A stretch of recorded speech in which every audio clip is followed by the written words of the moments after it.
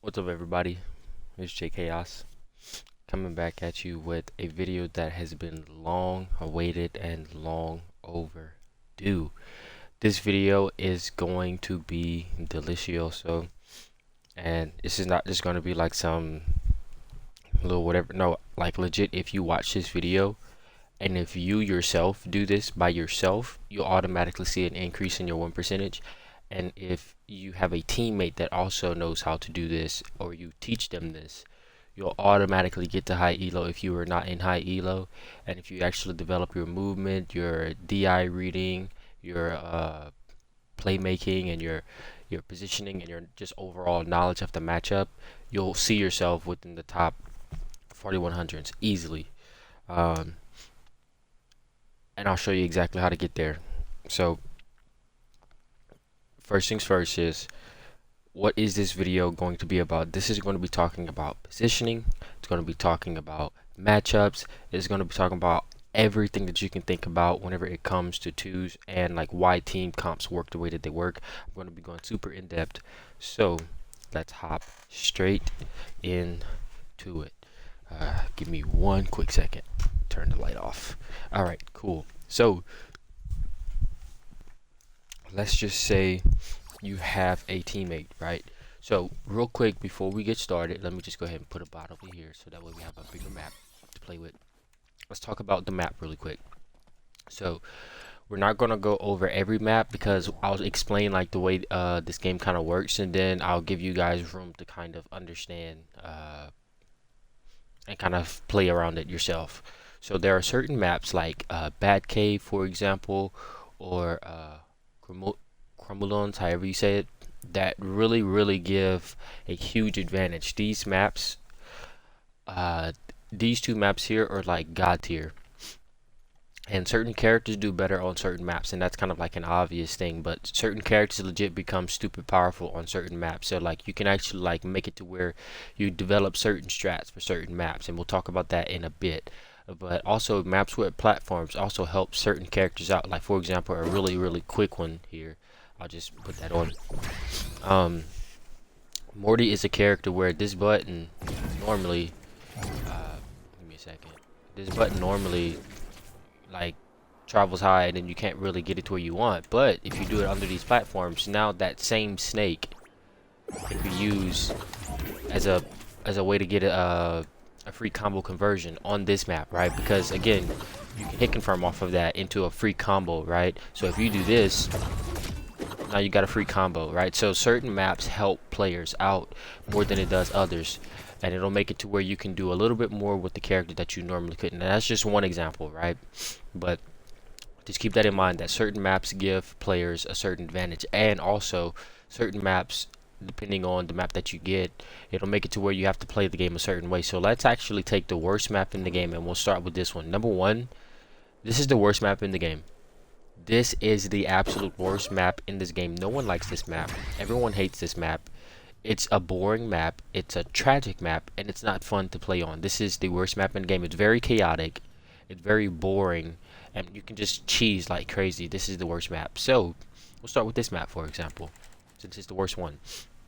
So on this map, it kind of breaks a lot of rules for this game. Having a double platform is, and then a triple platform. Like I don't know what they were thinking with this map. It's not fun. I don't know if you guys have ever noticed this little snail here, and it'll travel like throughout the game. That's pretty funny. But yeah, this is the worst map in this game, and there's a huge reason why. Number one, certain characters have abilities. Like again, this is a map that buffs Rick and Morty, right? Even here, right? You can use that to combo off of. But certain maps allow for certain characters to have extreme advantages and certain other characters to have extreme disadvantages. For example, Iron Giant cannot play on this map properly, right? The majority of tanks kind of get nerfed a bit on this map. I mean, they kind of get stronger on this map, but however, like assassin characters get immediately annihilated on this map. And since the edges are so short, you can legit kill so early horizontally, right? But killing vertically is really hard. But you can kill so early horizontally on this map, right? Now, vertical, if you always fight at bottom, you can always make it to where like This map is like your best friend if you're like a mobile character, right? Just stay off the edges and fight mid. So anytime you operate mid, you're pretty much golden. So this map is tragic, so we're not going to talk about this map, but we'll talk about positioning on a map that it's a little bit easier to kind of do on. And so we'll start off with this map. Just know Tree Fort is a tragic map. You can still apply what we're going to talk about to it, but it's not going to be as easy. So let's talk about map positionings, right? So in the beginning of a game, whenever a game starts, you first have to know exactly what you and your teammate is going to do to stop them from pressing you immediately. There's two things you can do whenever a game starts. You can stand still and make them come to you. You can throw moves that is going to reach them at mid, or you can really quickly take mid, right? Or you can forget about mid and go straight into their enemy line. So one of them goes to disrupt the team, and the other stays behind. So you can be like, all right, you go deep and I'll like take like mid, right? I'll take mid. Or you're like, I'll stay back, but I want you to disrupt. So that way, if they're a zoning character, what if they can like set up whatever, you get what I'm saying, right? So there are multiple ways to play this game. Now, however, Morty has one of the best like early game like starts up, because you can just do this move and it just takes mid immediately, right? And that just immediately takes mid and it'll travel across. So like his ability to just hold like spot is like god tier. At the early game, he's just, that's there, and that's a free combo, right? And that'll actually beat like a lot of characters ability to you see what I'm saying, like you can just reach there like so easily. So that'll kind of like immediately give you a 50-50 or a frame trap opportunity with that hitbox, right? And that just travels across maps. So that's really good for Morty. Morty has really good early game play. But those are your options whenever a game first starts. So let's talk about positions on this map. So number one, there's edge, and that's where I'm at right now. And then this will be considered like we'll call this disadvantage, right? If you're here, you're in disadvantage. Even though disadvantage technically whenever you're like down here or like down here, we're gonna call this disadvantage and all of this disadvantage, right? We're gonna call this edge, right? And then we're gonna call this mid. Anything from here to here, this is all mid, right? Anything from here, now you're edge guarding, right? And anything here, you're advantage, right? So that's kind of the terminology that I'm going to use whenever we're going to talk about twos. So anytime you are here and the team that you're fighting is over here, you're in advantage, right? Even though that's technically not the way it is, like for the definition, we're going to call it that, so that way you can understand how this is going to play out. This is edge guarding. If you're here and their teammate is over here, or if you're here, this is edge guarding at this point, because you have all of the map taken away from them. So now you're pushing them into disadvantage, and so you're edge guarding at this point, right? This is mid, this is mid, now you're in edge, right? And then this would be disadvantage, right? Now anytime, it's always based on where your opponent is and where you are. So like it's not always like left side is always edge, or like you can edge guard on this side as well. It all depends on where the enemy team is based on your positioning. So what does all of this mean? This means that as a call out, you have to be able to know exactly where you want yourself to be and where you want your team to be. So you can have a call out and be like, all right, I'm going to take edge, right? So that would mean you want to take edge immediately, right? Because this will be edge, right? So if you take edge and there's a team there, or be like, all right, you're sitting here, and then you're like, hey, I'm in disadvantage. You will look at where your teammate is, and you will be able to find out exactly where they are and meet them there. But we all know that disadvantage is basically whenever you're either right here all the way at the very edge, you have very little room to work with, you have no room to footsies, or you're down on the wall, or if you're off map and you're about to be wrung out or something like that, right? You're getting pressured off the side of the map. So anytime you say I'm in disadvantage, that means they need help immediately. Anytime they say they're at edge or they're edge guarding, that means that they're in a really strong spot, or they're in a really bad spot and they need to get out quickly. Anytime they're in mid, you're in a good spot, right? Now, certain maps there is no mid, so we'll talk about that in a second as well. But that's just kind of the terminology for the map, because this is all going to be important whenever we talk about map control, which is what this game's twos is all about. So now, since you know the positions, right, let's talk about aerial positions as well. So there are formations that you have in the air, so we'll just talk about a few of them here. Now the bot itself, like I can't really move, so I'll just have to like replace him depending on like the thing. So where the bot is right now and where I am, this would be the ideal position, right? This is like basically as the game goes on, just pretend like the bot is always like how in front of me he is right now. Just pretend like he's always in front of me as I move my character. As the game starts, ideally what you want to do is you want to kind of keep teetering the team towards the edge, right? Now obviously movement is god tier, so it's not going to be that easy, right? So teams can like jump to the other side, they can like whatever. So just ideally you want to basically make it to where you do all your moves and all your buttons, even if you dodge back, move all your buttons to push the team to the other side of the map or into a disadvantage mode. So if they, let's say they pass it to Shaggy and then they're trying to break up a stack or whatever, right? Your goal is if they jump over to you and then you know that they just burnt the dodge and you do it, now you're taking lead, right? And now you have them in disadvantage, or now you have them where you're in an edge guarding position. You get what I'm saying?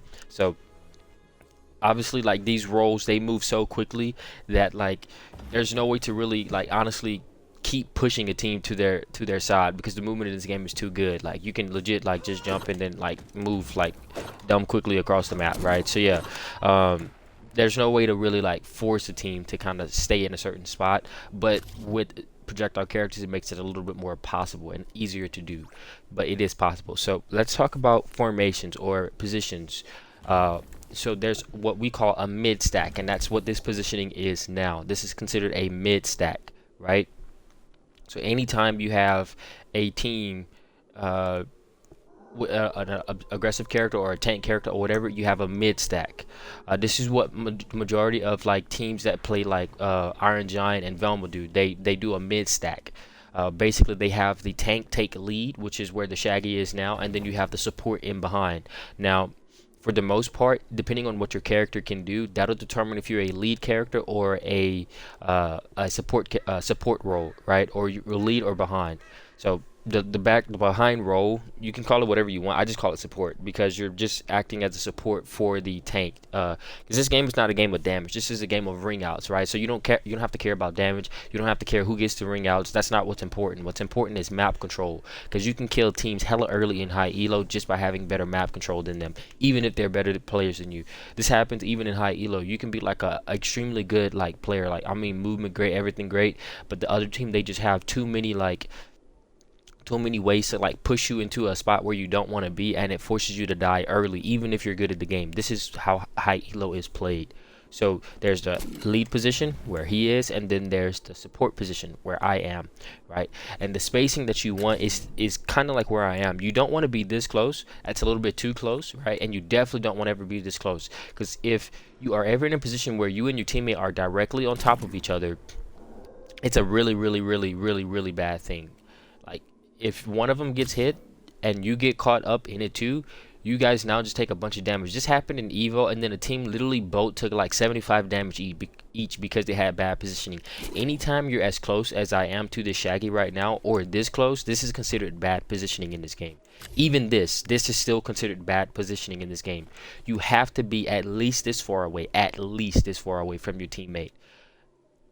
And there's a reason why. We'll talk about that in a second. And it's simply because of the fact that the way movement works in this game, a lot of characters have hitboxes that really do like kind of take priority, and if you jump in to help your teammate, a lot of times you get caught.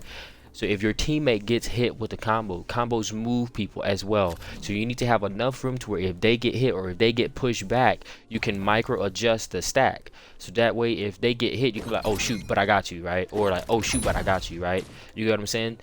If you're too close and they get hit, it's going to push them into you, and then while you're trying to do a move to try to interrupt, you're going to be too slow. You need to have spacing to where you can use range or use whatever button is good, or do like a aerial attack or anything that can knock them out of the combo but also not get you caught up in the combo. Or if let's say you do interrupt the combo but now you guys are close together again, you stop the combo but you guys are close together, which means their other teammate can then go aerial, he can go behind you guys, and then now you guys are both stuck together, and then they can take your left and right, and you really can only jump out of it at that point.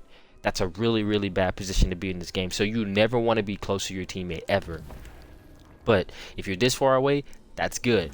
ideal positioning is about right here, right? This is like around the sweet spot where you want to be at. This is the least that you can be, right? This is like the sweet spot, right? And that those little steps make all of the difference, because everything that this game does is going to be based off of where you and your teammate are. And the reason why this position is good is because one momentum jump and you're immediately right back to where your teammate, and you immediately take lead, right? And that's the reason why this positioning is the sweet spot, right? Because you can immediately take lead and then put yourself to where you just switch from lead to support, right? While you're also taking away a hitbox with from a character. So let's say he got hit, bam, I got you, and then you take lead again, right? So that's the reason why I say this is the sweet spot, because this is the movement in this game.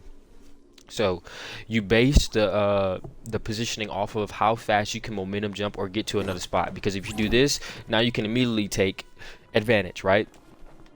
And you can rotate between these roles really quickly throughout game, and that's really important. So this is called a mid stack with a lead and a support role. The characters who abuse this the most would be a Superman in the front, because he's really good at holding the front, a Wonder Woman at the front because she's really good at holding a front. A Batman is actually not a good lead, but he can play lead. But Iron Giant is a really good lead character, a really good lead character.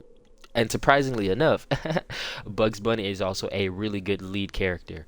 And surprisingly enough, Finn and Arya is also a really good lead character. And obviously, Shaggy is, Garnet is, Taz is as well, which is not a surprise, but it would be kind of obvious. So these are your lead characters.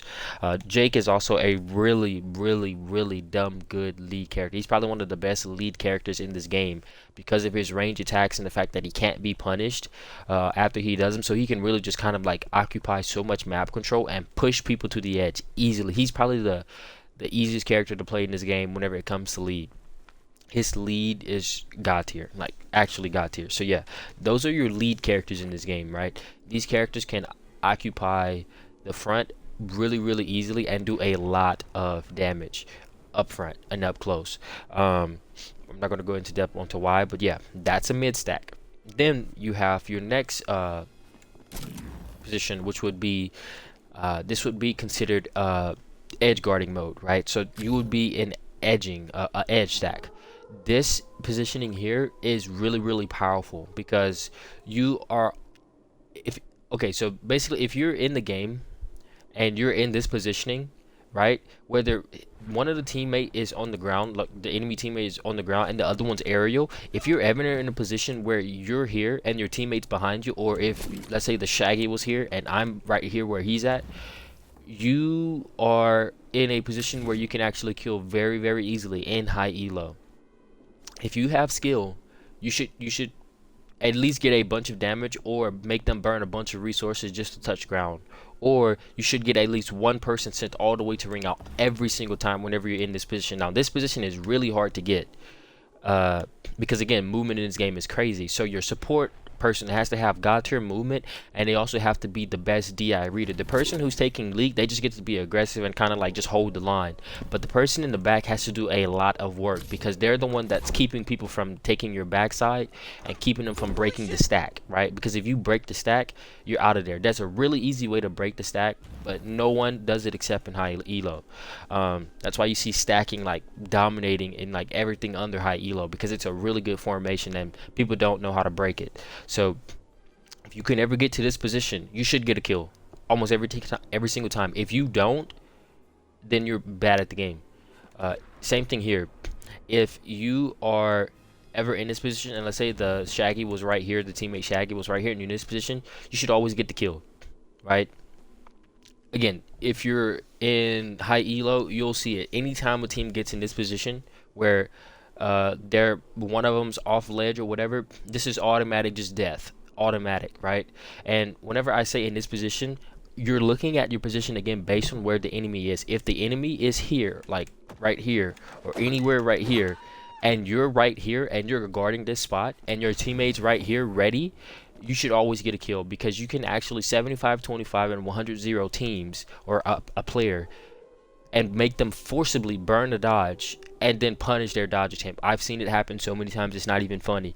This is where the skill gap in this game comes from. It comes from positioning and map awareness, and also resource awareness. This is the strongest position in the game. Let's just pretend the Shaggy was right here. My teammate Shaggy. Let's pretend he was right here. If you're in this position, you're God tier. This is considered advantage, right?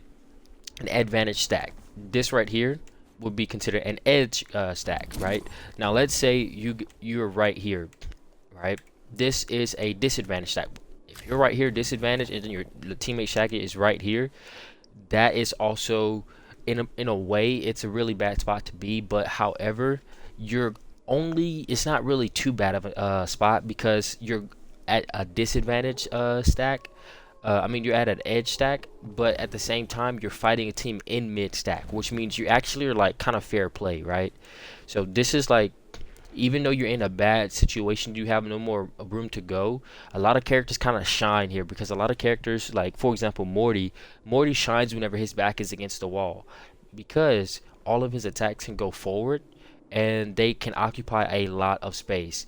And some characters do better whenever you come to them. Some characters do better whenever they come to you. Morty is a character that does really, really well whenever you come to him because he can make you kind of go through an obstacle course just to reach him. And by the time you reach him, he can punish you because, let's just face it, Morty is one of the strongest characters in this games in twos because of the fact that he can occupy so much space. He can immediately take away and break team comps and break positions, and also put sacks of weaken that send aerial, which means you can get easy combo linkages off of it. But what's really important is his ability to reach across the map or reach anywhere on the map immediately with his buttons. And on top of all of that, if that's not enough, he has no whiff recovery on pretty much almost all of his moves off of hit or whiff. So he's a really strong character. He's just like not well known yet. People are still figuring him out. But once people do, they're going to realize just how strong this character is because his disadvantage state or his edge state right here, whenever he's in disadvantage, is really, really strong. You really can't like kill this character. And if he ever does get sent off, he has this. He has so many options. He has really good survivability.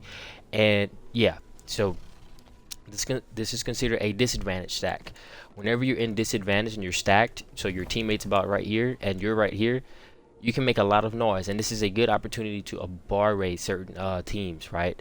Abarrate is basically whenever you're in a bad position or if you're in negative or disadvantaged state or whatever, and you're using that to your advantage because it makes the enemy team come to you and it plays into your hand, and you hit or you attack whenever you're not supposed to. Whenever you're supposed to try to like reposition, instead you actually use that for your benefit.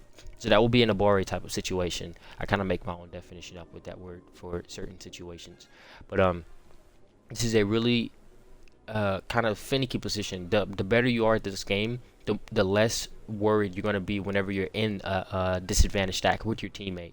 Because a lot of teams can actually use a disadvantage stack and do a combo linkage that can actually insta-kill all the way to the ring out edge. So the better you get at the game, the less scary this is going to be. That's why I say like these two positions right here are really powerful. Because if you're good at the game, you're going to dominate. But if you're also good at the game, you can kind of take a bad position and make it a good position really, really quickly. All right. So that's a stack, right? That's one formation. The next formation that you have is a little bit harder to do, and it takes a lot more skill to do, but it's really, really, really deadly. And Morty, again, surprisingly enough, is a character that can do this really, really easily. So for example, there's what you call a high-low. That's literally what I call it. I call it high-low. So high-low formation is basically whenever one of you takes bottom and one of you takes top. So Morty is the character where he can do it, right? Jump in the air and then hold that, right? And he's just holding that, right? And he can just immediately just kind of take high ground and then force people to just like kind of like, yeah, hold that spot, because he can just sit there and hold this position, which means, and he can dodge out of it at any point in time that he wants, right? So you can just hold that and then hold that. So he can immediately like stop aerial like escapes. He can basically, having a Morty on your team means you can actually like do this formation dumb easy. Certain other characters can do it just by doing drift tech, right? But Morty can really, really, really hold that spot easily. He can also do it with his saucer. There's so much that he can do whenever it comes to holding top. Like, he's a really good top character as well. And a lot of his buttons up top really can kill really, really quickly. That's a really good button. And he can also again by top, like he can just throw that up top and then immediately, you know, like beam. You know what I'm saying? So like he's a really strong character whenever it comes to holding like aerial. Yeah, so that would be called a high-low formation, and that's basically whenever one of you tries to occupy the top hitbox and one of you occupies the bottom hitbox. And so what this does is this makes it to where you kind of always are like, while your teammates holding this line, your other teammates always holding your top. Now this is a formation that I also use whenever I was playing Iron Giant with my Velma, because Iron Giant is really weak to his top hitbox, right? That's where he gets kind of annihilated whenever people jump above him and hit him from up top, right? So me and my teammate, we would always run a high-low, right? So we would rotate from having a stack formation and then into a high-low formation, and that would literally be like every single second, like high-low, right? Just high-low and then immediately back into a stack, right? And we would just keep doing that over and over and over again, and it created this wall that was really, really hard to beat. So that's your high-low formation. And when in high-low, the biggest weakness to high-low formation is teams, if you miss, teams can immediately break like your positioning and put you in a situation to where you lost all of the work that you just did. However, if you do a high-low formation whenever you're on edge disadvantage, or if you're just on an edge stack, right, but you're in disadvantage, if you do a high-low formation, you can do really well at killing, but you can also really easily reverse like the positioning in the game. So let's say you're in disadvantage, right, and then the team is coming for you. If you do a high-low formation immediately, you can immediately make it to where, like, depending on what you do, you can immediately reverse that, and then now they're in disadvantage. So high-low is only something that you really use if you are trying to push them towards the edge, or if you're trying to reverse positioning, right? So that high-low is not a formation that you want to get into all the time. It's only something you want to do to kind of like reverse card or kind of like joker card someone, or if you're actually yourself trying to protect a specific spot that you know an enemy opponent is trying to reach. Like for example, Iron Giant's above spot, you have to run high-low with whenever you're playing with the Iron Giant, just because like you legit can't like you can't play the game if they take your top spot, right? So again, stack is where you want to be naturally all the time, and then high-low is something that you want to do whenever you're trying to negate people from being able to take your back spot, because I'll show you guys how to break a stack, right? So stack is one of the best formats in this game. It's really, really strong because of how this game plays naturally and how combos work and how interruptions work. However, the easiest way to break a stack, let's say the Shaggy and this guy are teammates, right, and I'm the enemy team, right, and I'm trying to break their stack because they're in a pretty good position right now, right? So let's say I'm trying to break that. Well, my teammate is going to probably fight the Shaggy about right here, right? So let's say I'm here and we're both stacking, right? My job is going to be to get in the back line and try to interrupt that, right? Or get, like, you don't want to be in between them, because if you're in between them, you're going to get caught in the sauce. This is the worst position to be if you're going against a team that's stacking. You cannot be in the middle of them. You have to be above the guy here, or you have to be behind him here. You're going to want to try to get in those positions, right? So that's why it's good to have movement, so that way you can break up a stack, right? That's how you break up a stack in high elo. You have to get above him, or you have to get above him or behind him. Now, getting above this guy is the worst option to go for, because the teammate behind him can easily just like read that you're going to do that and then beat you with a high-low stack, right? A high-low, basically he high-lows you and then sends you back into like your position, and then they could actually, or what he can do is he can actually like hit you like this way. He can jump this way but hit you this way, and then now they're basically putting you in an edge stack mode where you're in disadvantage at that point, right? So you got to be careful with going towards this spot. If you're trying to break a stack, always try to break a stack by getting like here and getting behind the person that's the support, right? That's why I say the support person has the hardest role, because they have to protect the stack. So whenever you're trying to break a stack, that's basically how you do it. You get all the way behind and you rush the person all the way in the back, right? Now again, like I said, Morty is really good because he can simply just do his UFO and completely break a team's positioning, or he can do this and completely break a team's positioning. And depending on where this hits, right, if it hits in front, it'll knock him back, right? But if it hits in the back, hold on, if it hits in the back, it'll knock him forward. He can completely break up stacks with one move, and it applies weaken, right? So this character is really, really strong because he's able to break up team positionings really, really easily. And he can also cancel out of it, so he can immediately do that to scare, and he's just got tier. So anyways,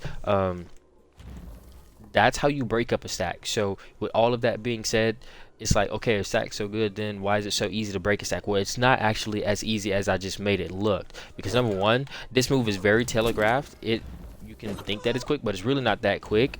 However, at the same time that you're doing it, you are kind of, number one, you have to burn resources to get there. So if they hit you, you already are out of a good bit of resources. You're only going to have 2 dodges and 1 jump left. I lie. You're going to have 1 dodge and check. I don't have triple jump on. Yeah, I don't have triple. That's why. I'm tripping. So yeah, and you're going to only have like a few dodges left, and so yeah, that's pretty risky. And this is the reason why I say like breaking up a stack is really, really going to be costly, because it's going to cost you resources. And the higher your health is and the less resources you have, the more you're going to find that, like, if a team knows that you're trying to break up their stack, a lot of them are just going to simply like legit be like, okay, go ahead and go for the move, and they're going to try to punish you on your way in. And if they hit you with an up one, this is why Velma was destroying the meta, right? Is because her up one has an active frame that travels, right? So she can like start it and then like travel into your hitbox, right? And it has hella attack priority, and this allowed for her to kind of like easily break up like a team's ability to break up their stack. Like say if a Bugs or a Velma were teammates and they were doing that, her ability to stop people from breaking the stack was god tier because of her upward 1 hitbox, and it has an active frame that traveled. And if she hit you while you tried to break the stack, right, you immediately were in a bad position because you had to use multiple resources just to get there, right? Because if you just tried to jump over like the Shaggy, right? Let's say the Shaggy on this team was trying to get to where, let's say me and the blue guy are on the same team, and then the enemy team is actually the enemy team, and he tried to get in, but he didn't do the movement tech that I just showed you where he goes up and above. He just tried to get in like right here.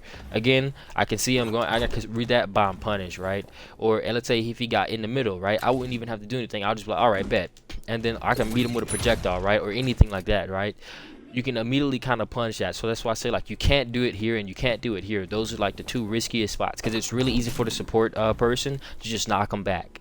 So you would have to get over and all the way to the back line to press the person in the back. However, again, you have to burn resources. So if a person hits you with an up 1 or a down 1 or a forward 1 or whatever, forward 1 will be the weakest option because you hit them and then they go towards the ground, right? However, this also has an advantage as well, and we'll talk about that in a second. But if you get hit with an up 1, you lost a lot of resources. You only have 1 more dodge to go, so your only option is going to be to do neutral buttons or aerial buttons to kind of slow your fall, or to like kind of like frame trap, or not frame trap, kind of like meet them if they're going to try to punish you again, or to wait for them to try to hit you again and you dodge and fast fall down. So you would have to like, again, you would have to do that, right? So let's just say I burnt the dodge. You would have to do that in order to get back to the ground, and that's your only defensive option at that point, or to simply like actually hit an attack, right? So that's like literally your only defensive options at that point, and that's really risky.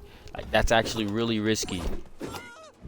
See what I'm saying? Like that's really risky whenever you take away your defensive options. And that's the reason why a stack is so strong. It's because you have to give up all your resources in order to break it. Well, not all of your resources, you have to give up a lot of them, and at the same time you're really just like, if you get hit, you're stuck. So yeah, that's the reason why a stack is strong. Now, whenever we talked about this forward 1, right? So a lot of characters, they are forward 1s, like have a good bit of knockback where they're aerial, right? You always want to, like the person who's in the back always kind of wants to do aerial attacks. You don't really want to do like your neutral attacks, right? Like your grounded attacks, unless they're like really strong or like special cancelable or whatever. It's all character dependent, but For the most part, you want to do aerial attacks, because aerial attacks will actually send the person that is trying to break the stack directly into your teammates' hitboxes. And this is where you can get two people caught up in one combo. Me and my friend Kesukai, we were doing this all day, every day, not yesterday, the day before yesterday, whenever I was teaching him the formations, and I was trying to get him to get into the habit of actually playing like this. And I was like, okay, bro, like literally just trust me, let's do it. And he finally started doing it. I was like, okay, don't worry about always like turning around, because I'm going to handle the people that come behind you. I have enough movement and enough skill to where I'll punish people who try to get behind you. I want you to hold the line and make at least one of them like be forced to fight you there. And it's like, all right, bet. So he kept doing that, and then I was like, you don't even have to turn around. Like literally don't turn around, because if you turn around and if you do a move that sends him like really far this way, we just help them break the stack. Or we're gonna both have to like turn around and then like try to like go into edge mode, right? And then we just gave up our position, which means now a person that's on their team is behind us, which means it's a really easy way to break the stack, right? So you always want to have two people on the other team in front of you or in between you. You don't want one of them, like you don't want their teammate. I'll show you. Let's just put a bot right here, right? Another really bad position in this game is, bro, what the heck, bro? God, dang, stupid controller. Anyways, a really bad position is this right here. You never want to have the enemy team boxing you in. Even if you're this far away, that's a really bad position in this game. And the reason why is because, number one, you would have to now like start 1v1ing, right?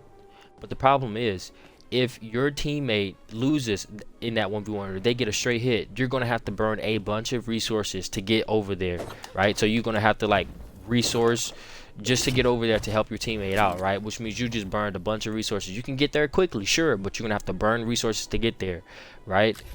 If they know that you're about to go to try to help, you're out of there. Like you're actually out of there. But again, if you're Rick and Morty, you can just do this. So certain characters, they can kind of like negate like the cost of this move just by doing that move, right? But this is a really bad position to be in this game, because it forces you to kind of 1v1 a team, and you never really win in this game with 1v1ing unless you're just that much better. Like this game is not like a game where it's like you're trying to like have ego competitions with like the other team. You should always be playing as a team. Anytime you're doing this little 1v1 format, you're in a really bad spot, right? And the team's positioning is going to automatically like beat you, because all it takes is one hit and they send you into a barre, or they send you into some disadvantage, and then there are other teams going to help you. And if all it takes, like I said, all it takes is one of you to be in a bad spot, one of you to make one mistake, and then automatically this game sends you flying to the ring, to the blast zone. And I guarantee you, in high elo, their other teammate is flying over on their side to come help their teammate out. And if you cannot make it back, I don't care how good your teammate is, they're not going to be caring about what he's doing, right? Because all you have to do whenever you're edge guarding is one of you holds the edge and the other person goes and chase, right? And certain characters have really good advantage and disadvantage, or ways to get back to the zone, to ground before they like kill you. Like Superman is god tier at this, right? You cannot 1v1 a Superman. If you're going against a Superman and you're in this positioning against a teammate, a team that has a Superman, you're probably going to lose that game, because a Superman can legit take one hit with all of his hella attack priority and send you to the edge with two moves and kill you. At anything that is above 60, yeah, anything 60 or above, he can one-shot you, well, two-shot you technically. In this game, that's a guaranteed combo, so you cannot 1v1. This is really bad position. You have to fight with your team. Nevertheless, again, if you know you're just that much better than them, sure, you can do this, but this is not good positioning, because if you make one mistake, their teammate is zooming over there to help you, and then you're getting doubled up. So if you burn a dodge, the other one's going to be there to punish you really quickly. So this is bad positioning. You never want to have the team like on the outsides of both of you guys. That's really bad positioning. I don't care if you're like this. This is better positioning than that, because if you get the hit or whatever, you're good. You just never want to be in between both of them. That's really bad positioning. So yeah, the reason why I say this is, I'll explain that a little bit, because that could seem a little bit confusing. So the reason why this is considered bad positioning and this isn't considered bad positioning is because, number one, your risk reward whenever you're in disadvantage is going to be really good, and certain characters really thrive. Like for example, he can immediately side switch, right? So certain characters do really good. Like I said, the more like you get better at the game, like this spot right here doesn't get as like scary, but if you're bad at the game, this spot is scary. But again, it's better to be in this position than it is to be here, because there's nowhere for me to go if I'm here, right? I have to either go into him to fight, or if he hits me, he pushes me into my teammate, which means I can now run into a combo that the other Shaggy is doing to that Shaggy that's my teammate, right? But if I'm here, I can hit him, right, and then move him closer into the stack and then get back into the natural stack, right? Or I can send him into zone and then I can tell my teammate, hey, come help, and then now all of a sudden we have an edge or advantage position. Or what can happen is, if he's focusing me, let's say he's doing a little down one combo or whatever, the Shaggy on my team can be like, all right, forget you, buddy, and then we can immediately make this a stack. Because now, remember how I said like the worst position to be against a stack is in between them? My Shaggy can just run over to my spot, and then now this Shaggy, the Innis Meat Shaggy, is in between both of us, and this can give us an opportunity to just combo him up and send him ring out and really easily. But if we're both right here, there's no opportunity for me to do that. I have to engage the Shaggy, or the Shaggy has to like come to me and then he'll push me into my teammate, and that's just bad positioning altogether. So that's the reason why I say this is better positioning than this. So yeah, with all of that being said, those are like your positionings in this game. So now let's talk about a really fundamental piece of this game. Let me just put him on my team and let's hope. No. We'll just, how am I going to do this? I'll put him as a teammate. And we'll make this guy an enemy. Hopefully that works. Let's see. Right. So, I'll just put him idle. So that way I can move him where I want him to be. That's too much. Let's see.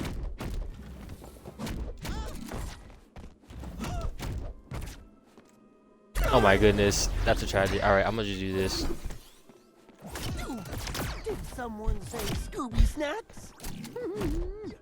Alright, cool. So this is considered an edge stack, right? Remember how we talked about that? So if you're ever in this position, right, you're in a very good spot, right?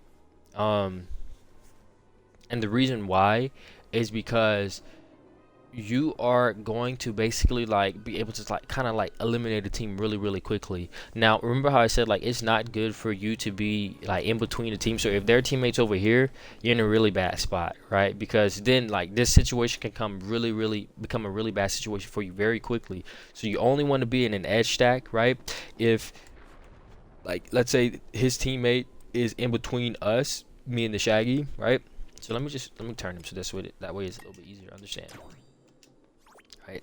So let's say right. So let's say his teammate was here where he's at right now. So let's say his teammate is where he was before. That's a really strong position. That's a really strong position. However, if you're here and their teammate is behind, you have to kill this Jake very quickly, or you're going to be in a bad spot. I see this happen so much in high elo whenever like I'll watch games. Like I'll record a lot of games and I'll go back and I'll analyze it, right? I'm like, okay, why did we lose here? Why did we dominate a team here? And this is where all of what I'm telling you now is coming from analyzing every single match that was in Evo, and that was before like people actually even really like mastered movement at that time. People still right now are not like doing movement properly, but I've analyzed a lot of matches and I've just seen how they played out. Every like 1v1 tournament, every 2v2 tournament against teams, I've just been analyzing like, okay, why is this working? What's going on? And I've just developed this that I believe is going to be the future meta of this game that's going to be so important, and this is how you're going to beat teams, right? So if his teammate is behind you, let's say about right here, right, you're in a really tough spot. So I'll just give him a teammate really quick. Let's hope that he's in a good spot. I think he'll be all the way on the backside. Okay, no, he won't be. I'll just move him. Give me a second to just get this all set up, right? Holy crap! Oh, he's on. My fault, guys. My fault. I know this is tedious, but I promise you guys, stick with it. We're gonna make it look good.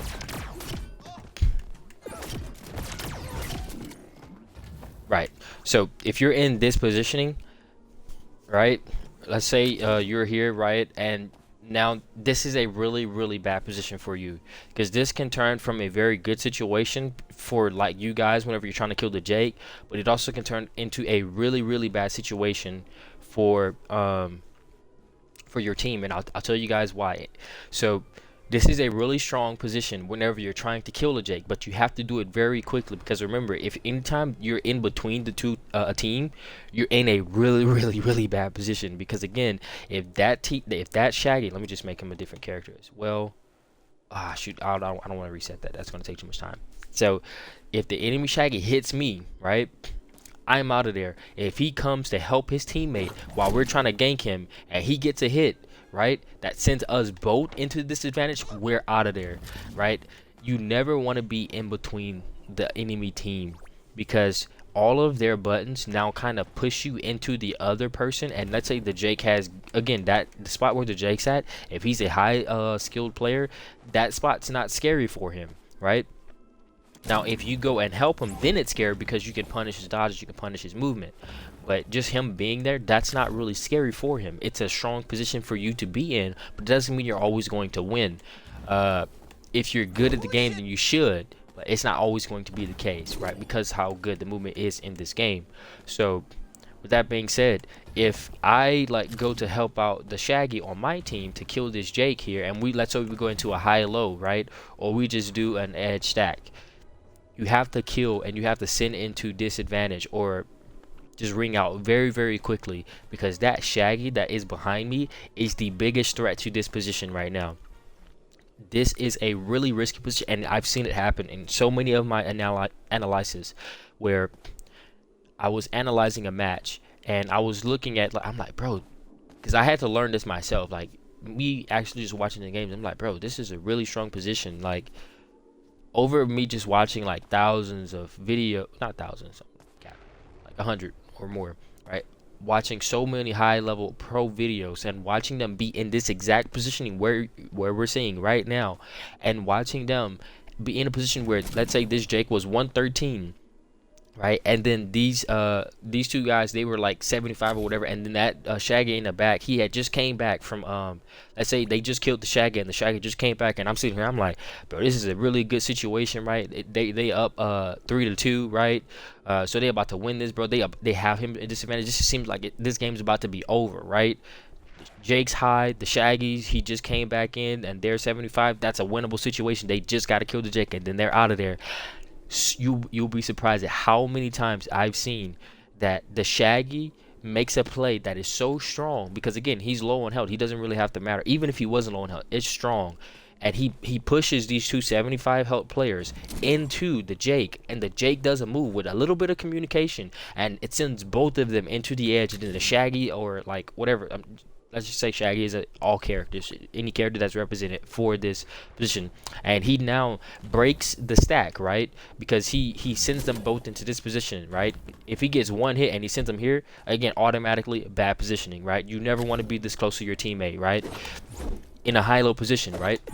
Again, high-low is not something that you want to stay in. It's something that you want to do whenever you're trying to punish a dodge attempt, or like make sure you keep someone in a specific position on the map, right? It's a way to kind of like negate any like dodges towards where you want, towards like away from the stack, because you always high-low and then you get back to where you want to be, right? Or you do the move and then you take lead, right? So that's what high-low is for. It's like a momentary thing that you do in order to like punish like a way to like break a stack, right?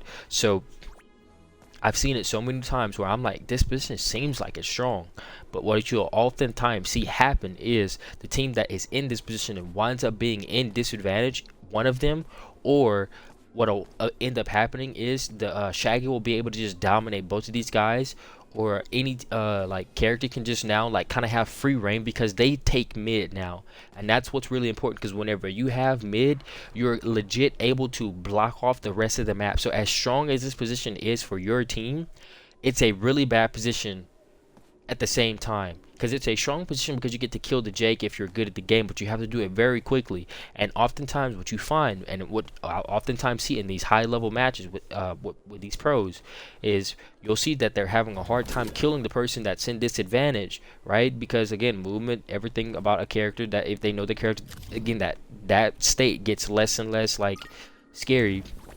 And what you'll often find happen is they're having a lot of trouble with that, and they often find themselves getting moved over this way and into bad position with their teammate trying to kill him, which gives this Shaggy all of mid and all of the spacing. And if they have a character that has zone control, which is what another thing we'll talk about in a second, now they can now set up camp in mid and start immediately doing a bunch of projectiles or a bunch of zone controlling abilities, like a Harley Quinn with all of her zone controlling abilities, right? And then now you can't breach mid again, so now you're stuck here in this bad position, right? This is one of the worst positions in the game if you do not have the skill to do it. I would literally, if you're in this spot, right, and you're trying to kill the Jake, I would legit be like, hey yo, you go worry about the Jake, let me know if you need help, and then like try to like take back, right?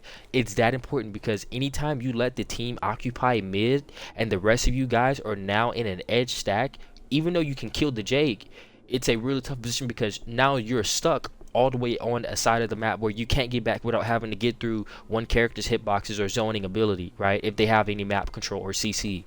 And that's really, really dangerous, because a team can annihilate you. I've seen it happen so many times where a team, they will be up by like 3-1 or whatever, and then they immediately just get like double eliminated because they're in this positioning right here. So you have to be very, very careful, extremely careful. And you have to move very quickly. If you're going to kill that Jake, you have to move dumb quick, because you cannot give up mid. Anytime you let a team take mid and you're both on the opposite side of mid, and then the other person on the other side, you're in a bad spot. Because again, like I said, what will happen a lot of times is whenever, because you're in another way, this is literally just a stack for them, right? And we'll talk about this in a second.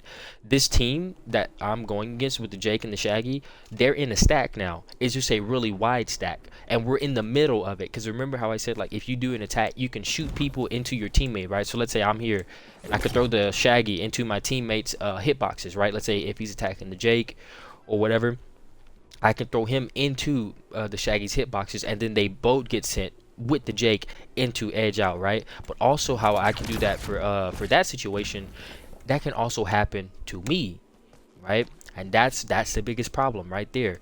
If I get hit, I am getting sent into bad position, right? So what can easily happen with this position is the Shaggy takes mid, he gets one good hit, and then he sends me into bad positioning where I'm right next to my teammate, or sends me even worse into a position where I'm now right here. Again, this is a stack, right? Every time a stack happens, the reason why a stack is so strong in this game is because you can send players into like the other teammate where they didn't want to be, or you can meet them at a certain spot, or you force them to be away and go further into a spot. And again, like I said, this position is not scary the higher you level you get at this game. You can easily reverse with a good dodge, and you can easily reverse, right? Or just a simple whatever, right? That position becomes very, very good for you. So just I'm trying to get it to where I can separate the two. I don't think I'll be able to. All right, there we go. Right, so just keep that in mind whenever you're trying to do this. You have to move very quickly, because if the other team's good, they're going to take this wide stack and they're going to use it at their advantage, right? Because they can do any hitbox and send you into the other player. Now, here's another thing I want to talk about. So there's another formation that is in this game, and I don't really like to call it. I'll just call it a wide stack. And basically what it is the Shaggy keeps turning around. Hopefully he stays how he is now. So this is what I like to call a wide stack, right? This is another really strong position in this game. This is the second strongest position in this game, and you'll see a lot of like teams, like for example Batman really strives in this position. This positioning for him in this game is really, really strong. If the Shaggy will stop turning around and face me, that would be awesome. But the reason why this positioning is very strong is because in a wide stack you have a lot of ability to help your teammate and a lot of ability to kind of set up. You can still kind of do 1v1s in this positioning, but what it really opens up, a wide stack, it opens up the possibility for your team to legit just like kind of like always auto neutral other teams, right? So if you're ever in this positioning, the level of skill that you have is going to immediately be shown against the other team, right? Because if you can immediately like do an attack, and you know, like for example, like I could be attacking him, and then, see what I'm saying, I could still kill the Jake even though I'm not even focusing him, right? A lot of characters have abilities like that that like kind of travel. Like that's the reason why Velma is so strong. That's the reason why Bugs Bunny is so strong, because if he's in this spot and the other team is behind him, let's see if I can separate him again.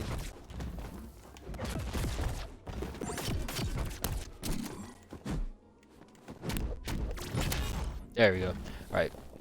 So again, like a Bugs Bunny, he's able to drop his save, do his projectile, anything like that that can kind of like, he can do a move that kind of shows and then travels across the map, and then it automatically just occupies mid, it takes over that, and you can support your team from very, very far away. This is where the skill in this game kind of shows, right?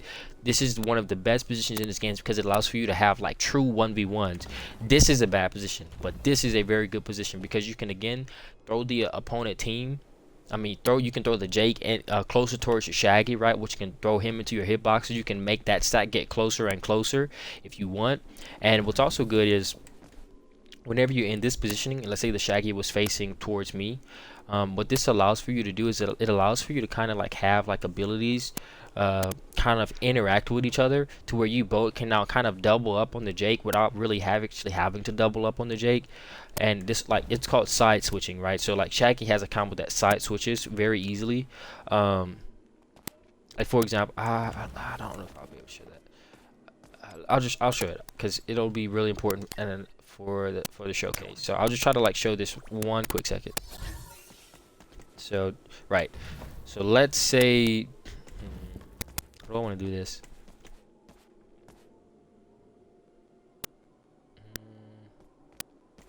So we'll do this.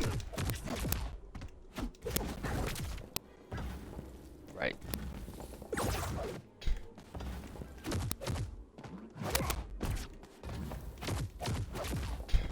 Right, so we'll do this. So let's say me and this guy were fighting, right? And now we're back in the same positioning, right? What can happen is the Shaggy on his team, right? The Shaggy on his team, he can do a side switch combo, right? Now again, like I said, certain characters can do this easier, but like for example, if I were to do like this, that's a side switch combo, right? If I was on this side and I did that combo, right? That combo now sends them immediately into where the Shaggy is on my team. That makes it to where I can now kind of like put them in a bad position. Same thing with the teammate Shaggy. That's what I was actually trying. I was trying to beat him and then have him over there, but I couldn't do it. So I can now do this combo, right? And then send them into this, right? And this is actually stronger than it actually is to have them at disadvantage, right? You might be like, okay, well, you could have just sent them like edge, but again, like if I were to send this guy edge, sure, it could be a strong position, right? But at the same time, you have to understand that if I sent that guy edge, or the Shaggy sent them edge, he's gonna have to be in another situation where he's 1v1 again. He's gonna be like, okay, I call for help, and then you're gonna have to help, do a high-low, whatever. That's cool, but you still have to worry about the Jake player that's also there, and he's going to want to help his teammate as well. And if you give up mid and you're now like this, again, that's bad positioning. This is how I've analyzed so many games where they'll get one player in disadvantage, and then they'll immediately go here, and then they'll help to try to get the kill, and they'll try to fish or whatever, and then immediately what will happen is the person that they leave alone in mid now puts them in a position where they are now, and then they get in trouble, or they take a lot more damage than they wanted to just to kill a player that was already high health. It's better to just wait for like you to get the hit confirmed that you need in order to send like a player like horizontally and kill, or to fight for positioning in on this map, because especially if like a map has a upper zone like this one, that's why I like Bad Cave. But it will be better for the Shaggy instead of actually going for like the ring out or whatever, it'll be better for him to move the Shaggy in between, because if he can get if the teammate Shaggy can get the enemy Shaggy in between both of us, so let's say he did a side switch combo, right, and he shot him here. Oh my goodness.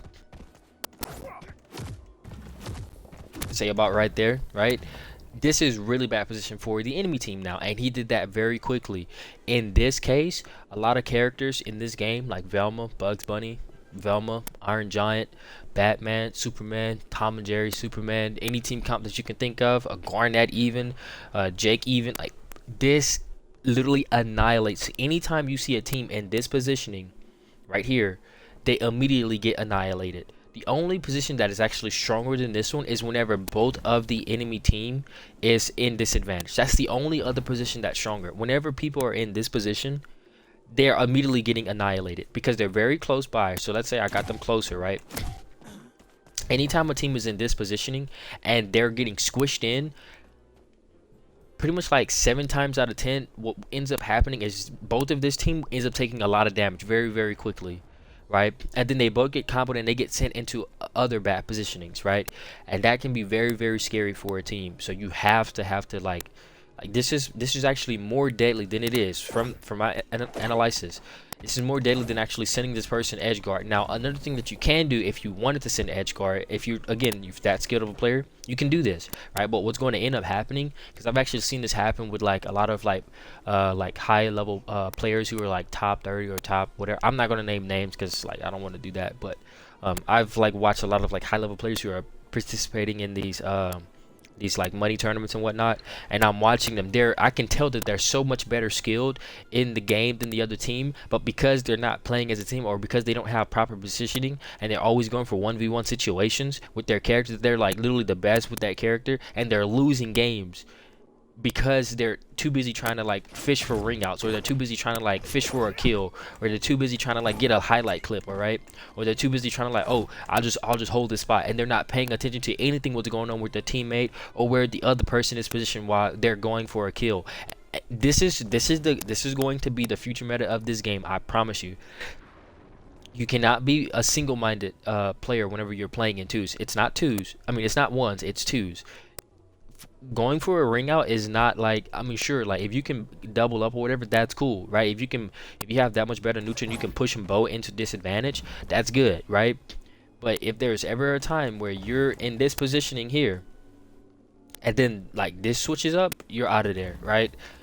So you just have to be very, very careful. Now, let's say another thing that the Shaggy could have done, if instead of like pushing him into this really strong position right here, another thing that he could have done to kind of warrant it, and this is like what I see no one doing, and it's actually much more useful, and I'm actually starting to see a few more pros actually start to adapt this feature, which is good because it's the meta. It's the future meta of this game. What they'll do is, like, if they get a hit and they know this guy is like low on health, they'll do a hit and they'll send them like vertically or horizontally, whatever, and they're like, shoot, if it kills, it kills, whatever, cool, I'm not worried about him anymore. This gives me time for that player to be scared, and this gives me time to help out my teammates. So let's say they're like bomb, right, and they shot him this way. Let's say the Shaggy got another hit on him, sent him horizontally or vertically upward or whatever. They're like, okay, the Shaggy's gonna be like, okay, this is my time now to go help my teammate out with this Jake, and then we jump the Jake and get his health high up as well. And this is a much more consistent strategy than sitting there trying to get a highlight reel or trying to be the person with the ring out, right? This is a much more consistent strategy because this is a game of health, survivability, and stocks. It's not a game of damage or ring outs, right? No, it's about stocks. It's about not dying as much as you make the other team die. It's about not giving up as much health as you make the other team give up as much health. Sure, you can DI read and you can kill really quickly, and you can, that's all cool and dandy, but the higher you get into skill competition, everyone has that one shot capability, and on top of that, you're not going to be able to get that unless you're very, very good and you're going to get bad players at the game, because there's so much movement and option selecting tech defensively that just auto neutrals everything that you could throw at them anyway, and people still are not doing it. So all of that highlight reel stuff that you see is going to be very rare if you see that junk happening. Now, Shaggy has like a bunch of like really, really good like hit confirms, which is the reason why, again, you don't really need to fish for DI combos or like all that crazy stuff. Just know your hit confirms, fish for that one hit that can send aerial and kill, right? Or any combo that can like bomb and you can get the kill, right? That combo kills, get into the position that you want and let that kill, right? You don't always need to like sit there and do like a combo that's just gonna like allow for you to like you don't always need to fish for a combo that's going to help you like go crazy and like leads into a, you don't always have to do that, because you're gonna wind up putting yourself in a bad position, and a lot of those combos end up with you having to give up all your resources. And again, if you're doing that against one player, literally, bro, I've seen it so many times. I'll literally see players, and I'm guessing that they were like, hey yo, he's trying to combo with me, he's about to kill, and then literally the person who's on their team will come and they'll help them out, and they'll get a straight hit, and they'll wind up saving both of their lives. Then the person who was being aggressive now dies, right? Because they had no more resources, and all the Jake player had to do was just sit there, do one hit, and then get back to his spot. And I've seen that happen so many times whenever I was analyzing all of these videos and all of these tournaments. This is what separated like a lot of good players who were actually good at the game, but just had bad twos like gameplay. Right? They were good, but they were just too like singles minded. You get what I'm saying? Oh, this is a game of stocks. Yeah, it's a game of stocks, but it's not a game of like getting stocks. It's a game of not losing stocks. Sure, you can get stock, but getting stocks is easy. Everybody can get a stock. Even noobs, they can get stocks. Even noobs can like forward zip another team that's also a newbie team. What's important is not dying, because that's what's going to matter in the end. Because this game is the first to get to a certain time is going to be the loser, right? So the first person to get so many lives lost. I want you to think of it like that instead of the first person to get this many knockouts. Because if you're always going to be aggressive, you're going to put yourself in a bad situation, which allows for you again to be a bar rate. And a bar rate in this game is very, very deadly, because it's one of the best games for a bar rate. You can easily like, that's why I don't believe Arya is going to be like meta once people really start doing a bar rate much more. But anyways, get back into it. So you can easily, again, the Shaggy, he sends him horizontally or vertically. He's out of the fight for a good like 3 seconds or something like that, right? Now the Shaggy and me can now team up on this Jake, and then this Jake is going to be exploded, right? Or he's going to have to burn a bunch of resources. And actually what you can do is you can actually do so much damage, and then the other person, the last hit, they can send that hit to exactly where they want. And like I said, this is a game where if you're playing with your team, you can kill people very, very, very, very quickly. So you can simply just, all right, I got a hit, I'm sending them horizontal, or I got a hit, I'm sending them vertical, or you just call aerial, and then now you see this Jake and he's getting comboed up, and then now this Jake get exploded immediately just because 2 people are actually focusing him, right? Not because one person was 1v1ing him, just because 2 people were actively like trying to hit him and made him burn all of his resources while he's aerial after they got 1 hit, and then they just immediately combo this guy up and then kill him even though he's low on health. It's always better to prioritize people who are low, because the people who have high health, they just run away. Chasing that and giving up good positioning to chase somebody who's high health, that's just not good. Make them run into your combos whenever you're ganking their teammate. Force them to come back into bad positioning, or force them to come to you, right? Don't always chase, because chasing in this game doesn't end out well. So yeah, that would be how you kind of like play into. So now let's talk about like, let me just move to a different map here, because that's pretty much like everything that I wanted to talk about whenever it comes to this map. Let me go ahead and I'll take these 2 guys off, and we'll talk about how I'm moving this off this map. Let me just stay on that map actually. So bro, what is going on, bro? Bro, that's so annoying. I know my stick ain't dead. It better not be. I think it is. Oh well, we'll get into it. I'll just do this for the time being, since I don't really use it anyway. I might as well just actually put this horizontal dead zone way up here, because I don't ever use that anyway. So yeah, I think that should be good, right? Yeah, cool. So now let's talk about actual edge guard play, right? So this is considered advantage, right? If you're here and their enemy team or whatever, they're down here, or both of them are out here, that's really cool. Like I said, you have to do this very, very quickly, and that's the skill gap whenever it comes to like edge play or advantage play, right? You have to move very quickly. If you've ever watched like pro teams like stock a team very, very early, you'll oftentimes see them get somebody to edge, and then they'll immediately like down one, like they're doubling up on the down ones, kill very like quickly, and then they're back up to get up out of there very, very quickly. Like it's something that happens like in the span of like 5 to 6 seconds, and then they're just immediately out of there, because this is not a good position to be in this game, right?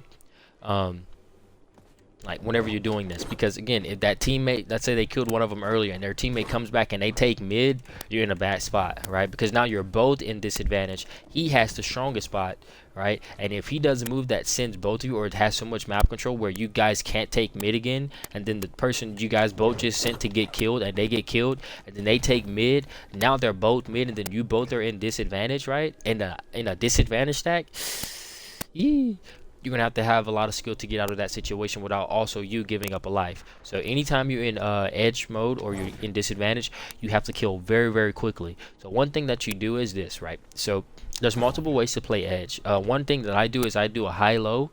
I immediately break the stack, right? Anytime I'm in advantage, I don't do advantage stacks. Advantage stack is really like kind of trash and kind of pointless. Even though you can do it, it is a positioning. You basically what you do, it's something that like you only really see done in like lower like skilled players. You can be in high elo and still be a low skilled player, if you get what I mean. And like usually you'll find people who are lower skilled players in high elo doing this sort of like advantage stack here that you see right now. People actually be in this positioning, and what they're doing it for is because they're wanting to punish or try to get a kill. If the other guy like gets up and gets out, right, they want the Shaggy there to help actually finish or push him back to where like he can't get out of the disadvantaged state, right? So you'll see a lot of players doing that. So like he'll be down here like trying to punish, and if he misses or he whiffs or whatever, and the other person is just trying to like get back, then they'll use the Shaggy to kind of punish the movement that I just did, right? So that's what a lot of players do, but that's for lower skilled players, because at the end of the day, if you're trying to dominate twos, you should never like, we'll talk about it in a second. You should never be a player that's like missing or whiffing. It's something that like if you're getting dodged a lot, then like you're really just bad at the game, right? If people are dodging your attacks like a lot, they just know your timing, and that's really bad. That means you're not good at the game, because you should actually always have pressure anytime you send someone off the edge. The higher up you get in high elo, and like I'm talking like 4100s or even the 1000s or even like the 800s. Like I fought a guy who was 500. I was like, he belongs there, because he legit had, I'm not gonna say it now, but he had something that he did, and I was like, yeah, the exact same tech that I was talking about, this guy is doing it, and it's almost unbeatable. But it's not unbeatable, you just have to play a lot smarter, and it completely changes the way that you have to play the game. And that's what's good, whenever you can actually have to change the way you play against certain players, because they're abusing what's actually good in this game. So you never really want to do an edge stack. I mean, you never really want to do an advantage stack. The position that we're in now, you would always want a high-low, right? And what a high-low is again whenever one person's up here and one person's down here, right? Or one person's covering this top spot, right? And the other person's not covering the top spot. So what I'll do is, let's say you hit a guy and you hit horizontally, right? And you just sent them all the way over here, right? So if you do that, and you sent them all the way over here, you're going to have to kind of put pressure on them. So like I'll just show it now. So the biggest difference between like high elo players and anything that's not high elo is that regular players would do something like this. They'll like hit the hit, like let's say they got a hit, right? Hold on, let me see if I can, I don't know if I'll be able to do so. I'll have to make him a one. Whatever, just pretend there's a player here, right? So let's say you did this. A lot of players, let's say he just got this hit to land, they'll do this, right? And this is like average skilled players, right? Like players who have skill, right? They'll do something like that, right? To try to finish the kill, right? Always. That's horrible. This doesn't work in high elo. This doesn't work in like in competitive play, because people are always going to like dodge your attack. And then if you know like movement tech, again, you can do that, and immediately now you took the position and now you're holding advantage whenever you were in disadvantage. This is a bar rate, right? You get to the edge and you're like, nah fam, and you made him completely miss that attack. Now he has to come back to the zone, right? He has to come back to the zone that you just took from him. For example, let's say you got hit. You do this movement tech, you just took wall, and if you do the fast fall tech, if you haven't watched my movement guide, go watch that. If you do the fast fall method, now you just took advantage whenever you were in disadvantage with one movement tech. Now he has to come back to you, and you just took away edge from him. And again, like I said, this is a really strong position, right? Now, if you're facing this way, it's not that scary, but if you're facing this way and the person is off the edge, it's a very strong position. the strongest position in the game, because number one, spikes are god tier, movement is god tier, right? You can control like where they can burn resources. You can like kind of like hit them, and you can actually jump off the map, hold, and then like camp a wall, so that way they can't touch wall. Or you can just like stay here and then like make it to where they can't like they can't get back to zone like this. But if they do, you can like kind of like, if you see like read their movement, like, oh, he's trying to go down, then you can hit them before they touch wall. If you ever watch like pro Wonder Woman's play in a 1v1 or a 2v2 tournament, their edge guarding capabilities got you, just because they know how to do this alone. Because you can simply be like, oh shoot, you can't get back, right? Like just that movement alone, this movement tech alone, it's like you just simply keep doing that, and they're like, okay, where you gonna go? Oh, you going here? I got you. Bomb. Are you going down here? Got you. Bomb. And then they have more movement to get back to the edge. If you know how to do movement tech, your edge guarding becomes god tier. So again, if you can steal advantage whenever you were in disadvantage, I don't care how much health you have or how much health he has. If they're anything above 35, pretty much 90% of the cast can immediately kill you if you're above 35 and they have advantage, right? If you're good at the game and if you have them 35 health, I don't care if you're 158, you can win that matchup now. You can win that fight. I don't care what character they're using, right? And it's just because whenever you take advantage and they can only, like, they have to get through you or they have to touch wall in order to get resources back, they already jumped out there to get to you, they're in a really tough spot. So you can easily get this back. So that's why I say, whenever you go towards edge and you do an attack immediately, let's say you got the hit, right, and then you immediately go to get the second hit, right? You do that, okay, I got it, bomb, and you try to get the hit to try to get the ring out. That's really risky. It's very dangerous. So here's what you should do, and this is what separates high elo players from low elo players, or mid elo players, or even just like mid-high, like just players who are not there yet. They don't have the knowledge yet, or they don't have the fundamentals yet. What separates them is a high elo player is going to get the hit, and they're just going to do this, and they're going to wait. And in the process of them waiting, they're going to make you burn a dodge. Because if you guys have ever, number one, I'm a person who loves to fight IRL or in video games. There's many terminologies that like kind of help you out. Like there's so many things I can talk about, but I'll just use one quote here. Floyd Mayweather was one of the best fighters of his time. He's one of the best boxers of all time. I don't care if you like the guy or didn't like the guy. His defense was god tier, and that's the reason why he was never able to lose. Even though like a lot of people debate like, oh, he lost his whatever. The record stands for itself. Can't take away from the guy. He was a good defensive fighter, right? Anytime you're playing defense, what is your goal? Your goal is to counterattack, right?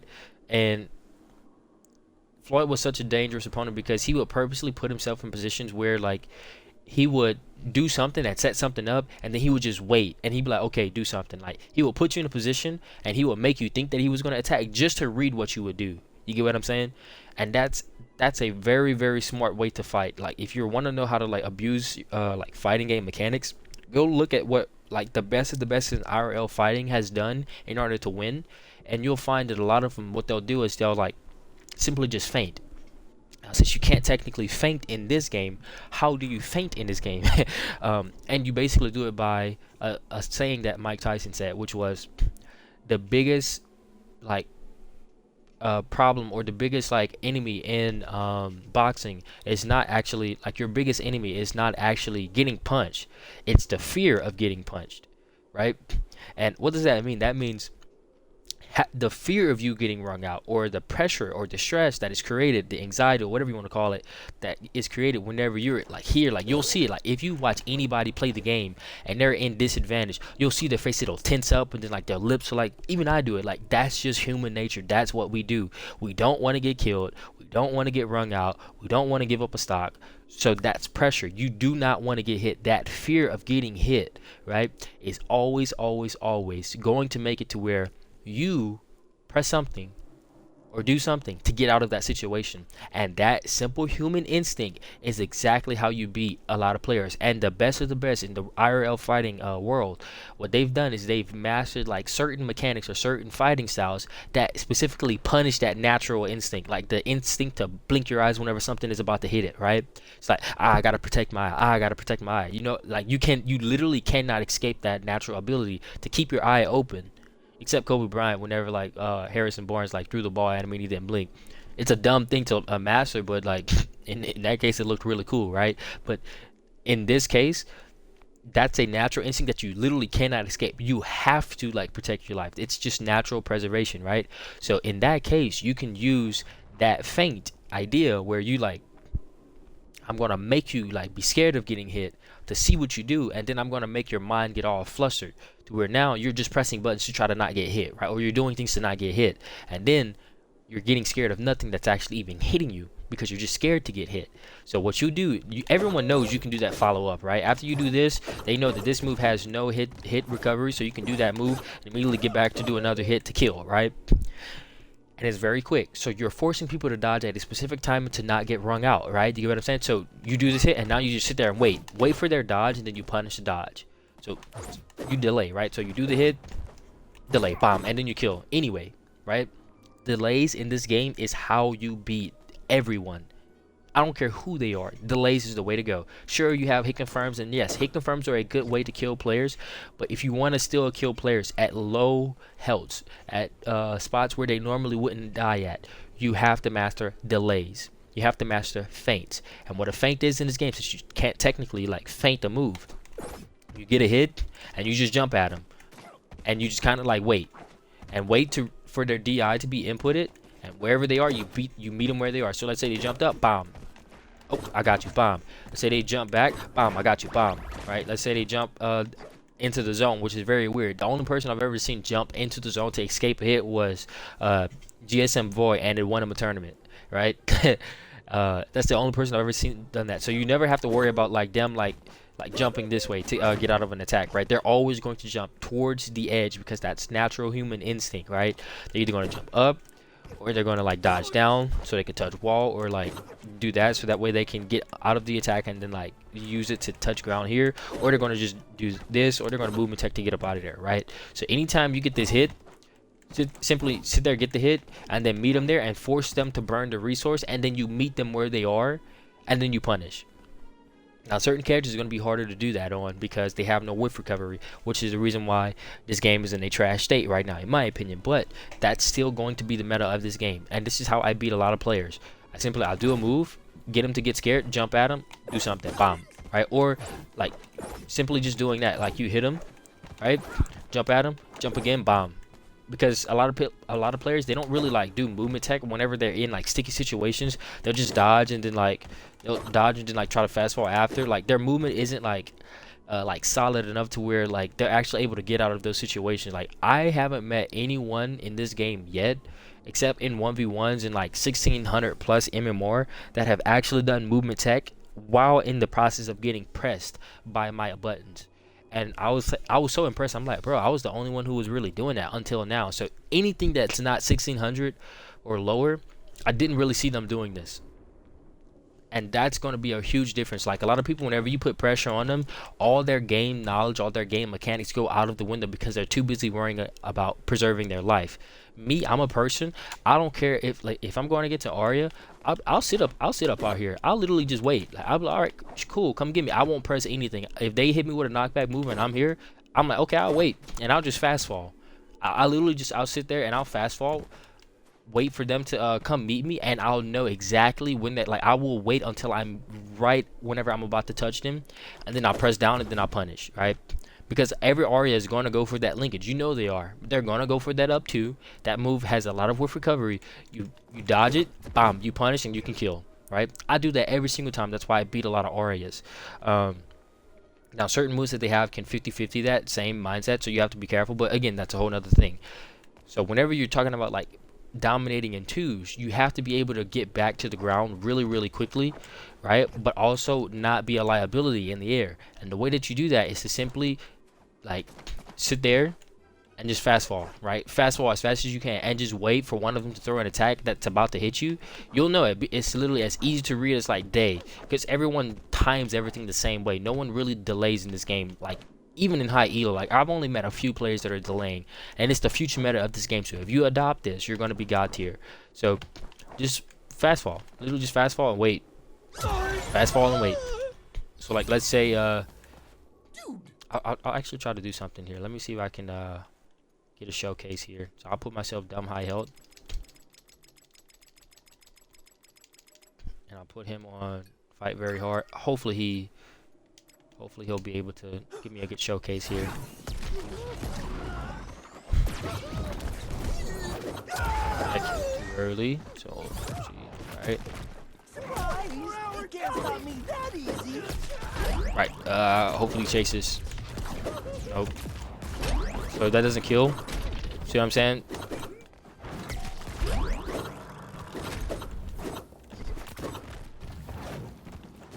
I want him to kill. Check is a bad example. He does too many random stuff as a bot. Let's just use Bugs Bunny for example. Hopefully he'll be able to be a good showcase.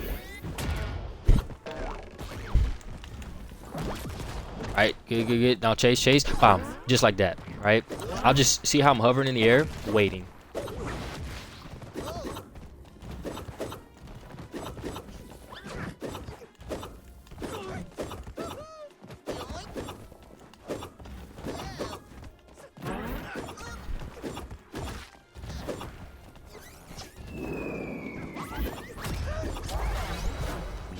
I'm waiting. I totally let you win that time. See what I'm saying? You can easily just simply fall. You don't always have to literally like the thing that like I see so many people doing in this game is the moment that they're like they get sent off the edge, they'll immediately spam like, oh shoot, like they use spamming buttons, right? Because they're scared of like getting wrung out, and they waste all of their resources immediately. Just fast fall towards the ground, diagonally down, or just like you can even like do a slow fall, right? And then wait for their button to come, because that's what's actually going to help you out the most. That's what's going to again preserve your resources, and you can actually then abare after that. So that's the meta of this game, is to actually just simply fall. You don't always have to use all your movement every single time, right? Now sometimes it's actually better to use it because people are like try to double up on you, and we'll talk about that in twos in a sec. But yeah, so that's something that you have to master. You have to master delaying your attacks as an attacker, and then for you as a person, you have to master actually not always immediately pressing your inputs, right, and waiting for them to come meet you and then you dodge, right? So again, that's going to be the meta of this game, where a person delays or a person waits for your inputs to be input and then they meet you there, or you simply just wait for like players to like simply like come at you and you be like, all right, shoot, bet. But sometimes you can be super risky and be like, all right, I don't even care. And this is like this is one of the most beautiful spots of this game, is whenever you simply after you've done this mind game against someone a bunch of times, where you simply dodge your attack. You know they're coming, so you dodge your attack, right? And then now like you've done it to them enough to where you made them miss like moves that would normally kill, and then they're like, oh shoot, this person is dodging all my attacks. And then now you simply just fast fall and you don't even dodge this time, and then you'll see them actually be like automatically like trying to read your DI, and you just like simply drop to the ground whenever they thought that you would actually like dodge your attack again. So they're like preparing for you to dodge, right? You know what I'm saying? Or they'll try to time it earlier and you still dodge. Bro, it's just so delicioso, because then people like completely lose all of their pressure, like the aerial pressure. They're like, dang, what the heck do I do now? You know what I mean?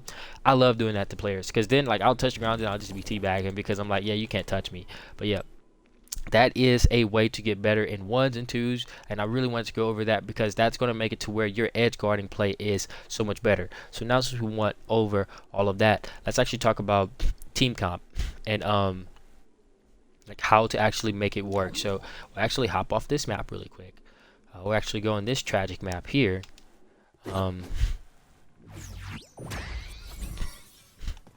it's a 1-1. Hold on, let me add another bot really quick. So yeah, this map is a horrible map. It's actually god awful. However, there is a way to still kind of make it work. Oh look, the little guy. This is such a cool, like, the map itself is cool, but the actual way it plays is just tragic. But anyways, there's a few different things that you can do whenever you're fighting on this map, right? One of you can take high low, because remember how we talked about that position? You can do that really easily. So at the beginning of the game, you can legit just be like, okay, you stay high, I'll stay low, whatever, and we'll just move them towards the edge. But the biggest problem with this map is these things. These things make this map tragic. This is the worst part of this map. If I were you, I would break these as quick as possible. This ruins this map completely. This is whenever this map is bearable, and I would also remove these as well. This is tragic. If you could break these, that would be god tier, but you can't. These need to be broken, and then this map will be good. This is whenever this map is a little bit better to play, but as long as you have those trees, it's awful. It's a horrible map. But anyways, so whenever you're on this map and you're in this positioning here, high-low, what you can do is you can force people to like try to like either like drop down to one of you or like jump up to the other one, right? And then that gives you a situation where you can kind of do some unique stuff where, number one, if you know someone's trying to get to the person above you, one attack can easily get up there to punish him, and then your teammate can read that and see that and then punish them and then send them high aerial again. Then they're here, reset resources, and then they can kill very, very quickly. That's a really strong thing. Now, surprisingly enough, on this map, mid sucks. You do not want to be mid on this map. Occupying mid is really bad just because there's not enough space anyway. And since there's a high and a low, mid doesn't really net you anything. So you always want to be edge on this map. Because again, you have these little platforms here that kind of help you out whenever it comes to like killing on edge. And since this map sucks, being in a position where you can abare or where you can kind of be in disadvantage and then kind of play off of that is really good, because the corners on this map are like really, really far, right? You can send people really far out and they just have a really good way to cover. So it's like, if you have this much room to work with, like, see how far out I can go, right? You can really get out there. Like, I mean, I'm doing 2 kicks and I'm still able to make it back, right? So like, you really have a lot of room to work with. So with that being said, being on the edge on this map isn't really scary. Now, being on mid on this map is really tragic because, number one, a person can come from above you, right? They can come from many different directions. Just like being the center of attention in a group of gladiators, right? If there's a group of gladiators and you're all in the free-for-all, right? And you're in the center of them all, you're the one that's probably going to get killed the first, right? Because you're in the center. And that's the biggest problem. If you're in the center, you get kind of annihilated. Whether you're on this center or this center, you always want to be edge or mid-edge, right? You never want to be in the center of this map. It's a tragedy, legit. So whenever you talk about position on this map, that's kind of like how you want to go for it. But whenever you're playing on this map, your job is going to be to send people horizontally. This map is really, really good for killing horizontally. Now, vertically, it's really hard because they can reset resources really, really easily. But the map height is really, really like, you can kill hella early on this map.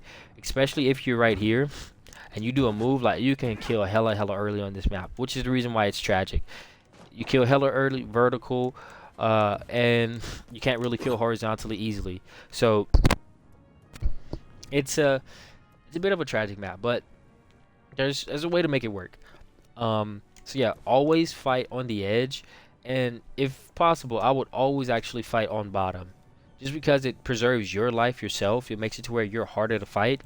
The person who's up top, make it be a tank if you're going to play with a tank, and the person who's on bottom, I will always make it to where they're like the character that has the zoning ability, or like if they're like the map control like character, then you want to have them on the bottom. You don't want to have them up top, because a lot of like projectiles in this game can't travel like down. But certain characters' projectiles can actually travel up like that, but they can't travel down like this.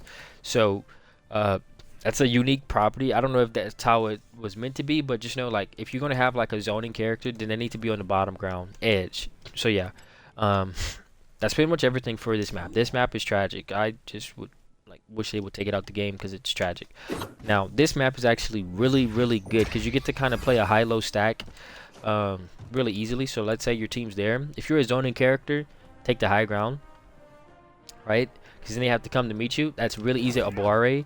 And again, really easy reset resources management. And if you can get someone here, you can kill on edge very, very easily, and even up top very, very easily.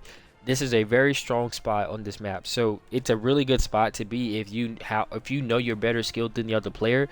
Just holding this and making them come to you is really strong. Like a lot of Iron Giants and 1v1s on this map and on Bad Cave, they'll just stand here and then like pop bolts, grab you, and then they'll immediately just like send you flying this way and then kill you very, very early. So this is a very strong like spot if you're trying to edge guard or trying to send someone this way, because you can kill very quickly, delay, and then kill very, very easily. Just send them this way, delay, bomb, kill. So yeah, very, very strong spot on the map. Obviously, you can get combos. We're not going to talk about that stuff. That's kind of self-explanatory. But positioning with this map is the exact same thing that you would see as if it was like the other maps where there's really none of that. Just, I would always try to occupy mid, because being on this is actually a disadvantage. And the reason I say that is because if you guys get hit on this map, you're taking a lot of damage. Like, if you are in this spot, this is very bad positioning. This is the worst spot on this map outside of being right here, right? You'll take a lot of damage here. And if you and your team are both in this spot, it's a really bad. Positioning on this map is very, very important. That's why a lot of players don't like this map, because the positioning sucks. But you always want to kind of be in a mid stack, or like be like in the position where we talked about, where like one's in between and one's in between, so that way you can kind of pinch them in, or you're like on the opposite side of each other. Like, you always want to be on the opposite side of each other, or like somewhere like this, right? You never want to be where you're both like this, right? Like, this is considered like because the terrain is not as like long as the others, so it's like this position isn't really that great. One of you has to be in mid, and the other one has to be on the other side, preferably in between one of the opponent teammates. You definitely don't want to have you two mixed in with in between on this map, and that's pretty much how positioning on this map would work. So yeah, and for the other maps, it's kind of self-explanatory. It's kind of like the same thing. There's only one other one that I'll go over, but like Batman, it's kind of the same thing as this map. Those cars are a really strong position. You can kill very, very early. Now, one thing that's cool about Batcave is that whenever the cars are up, man, it's very, very strong. I don't know why I keep yawning, jeez. It's very strong. You can use that to kill and ring out very, very early. Now, the thing about Batcave is that the platform is not like very long, so you don't have that much room to work with. So just be careful, and actually playing off of the smoke is actually very useful if you're a projectile character or a character who has like abilities that can hide. You can kind of play in that, and that'll abuse a little bit as well. But positioning kind of works the same for Batcave as it does on any other map, except the cars is actually a really strong position. Fighting on cars is a really, really strong position if you're better skilled than the player. Now this is the last map I'll talk about. Then we'll talk about like actual like character team comps and like stuff like that. So this map is very my game just crashed. I don't know. After this last update, I've been having this happen quite a bit. I feel like the last update broke the game. Very weird. We'll just wait that out. So, yeah, this map is it's a little bit of a tragedy. I'm not gonna lie. This map can be a map that helps you out, or a map that really, really, really destroys you, depending on your character play. Now, you have the platforms that are aerial to kind of help you with that, but at the same time, it's like just the way that the map is played. Like, it's a map that you wind up getting kills very early. Like, it's a map that kind of like just insinuates offensive play. Really, like, you really don't have defensive play on that map. If so, it's gonna be from like your character having like defensive abilities that can help you, because that map just kind of breeds like having like god tier like movement, and you can kill very, very quickly. So if you're gonna like survive in 4 stock on that map, you're gonna have to be using some broken OP characters, like Bugs Bunny, for example, to make it happen. It's just a map where you really can give up a stock very quickly, and if you try to pressure people, then you're also kind of putting yourself in a very bad situation as well. So that map is another map where it's very, very risky, but there's still a way to make it work, and we'll talk about it once all of this loads up.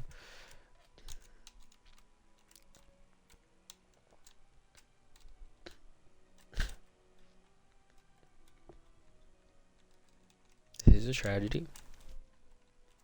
But really quick, you know, if you guys made it this far in the video, that's cool. Hopefully you guys are enjoying. Hopefully you're learning something.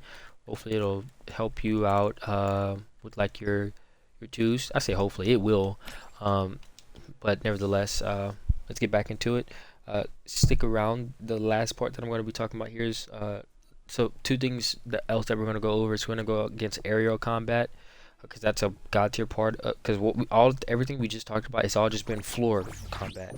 Now we're going to be talking about aerial combat, but before we get in that, we're going to talk about another thing, and then we're going to talk about team comps, and then that'll be the end of this section, this video. So let's do this. Hopefully it doesn't crash again. If it crashes, then that'll be a tragedy. So yeah, this map, it's very niche. Now what's weird about it is so a lot of bots do that, so we'll just put them on idle. Well, I won't be able to put them on idle because they'll just be dumb. I don't get this game sometimes, man. It's like they really did not think this out, did they?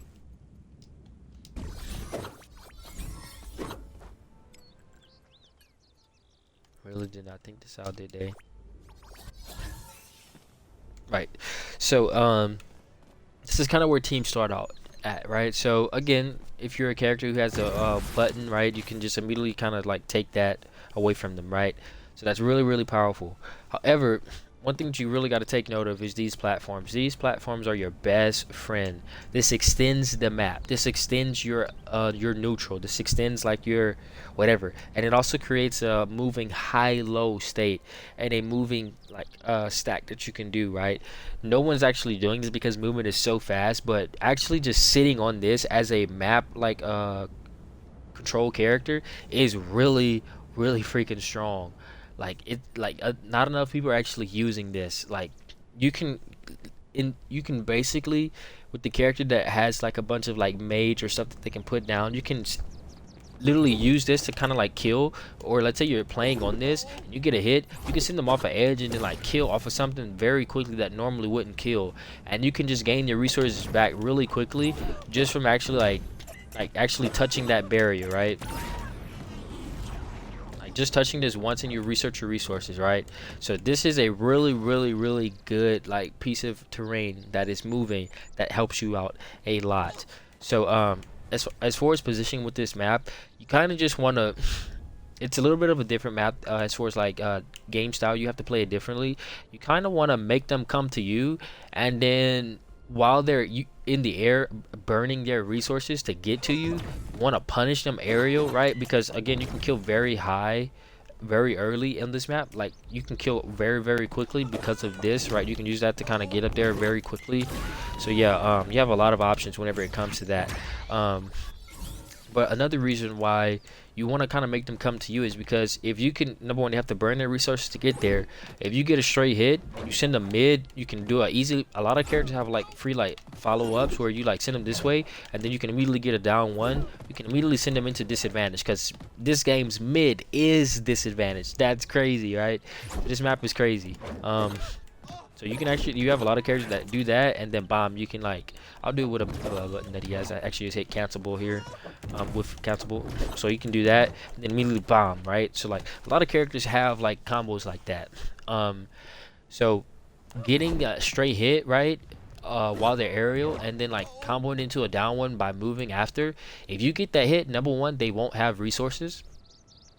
Like they won't have many resources because number one, they have to reach just to get towards you, and then you hit them, and then you hit them down, which means they're probably going to dodge immediately, right? And that's going to be risky. That's actually going to be hella risky. If they burn that dodge, they're pretty much done. So now the only problem with disadvantage is you have two walls to kind of work with. So you can immediately just kind of like go here, right? You just kind of have that to work with, so you can kind of like get out really easily on this map. From this spot, a lot of people don't really use that. Like this is actually like one of the only maps where you can legit do a little zigzag, like how you do like in Spider-Man games or whatever, where you use that to kind of like teeter-totter up a wall. You can actually do that with this game. So I would recommend if you ever do get in disadvantage, you're pretty good, because it's not like this disadvantage where you have nothing to touch, right? This disadvantage is okay, but still it's very very early ring out, so you have to be careful.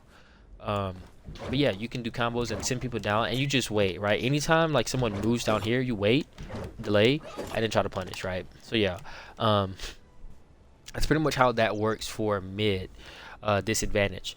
Again, you want them to burn their resources and send them this way, right? So that way you can do a follow up there. And even if again you don't like, you don't even have to go down there to meet them. You just throw them down there, and again you start focusing on the other teammate, right? This is a map where again you can explode teams very very quickly. So if you know how to like switch targets very quickly, just put somebody in disadvantage and then switch targets, like you're gonna probably force knock a team, because this map is like that crazy, right?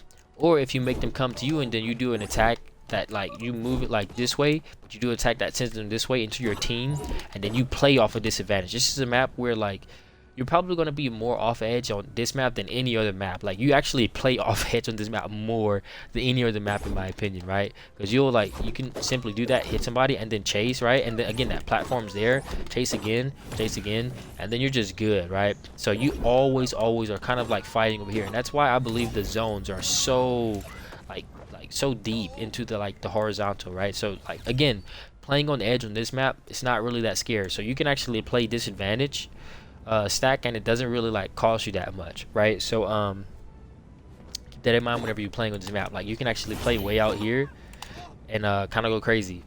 So you really kind of on this map, you really don't want to send people mid, right? You only really do that if you're trying to separate them. For the most part, you really kind of want to hit them either up or to edge, right? Because that's where you get strongest, because these platforms help you out, right?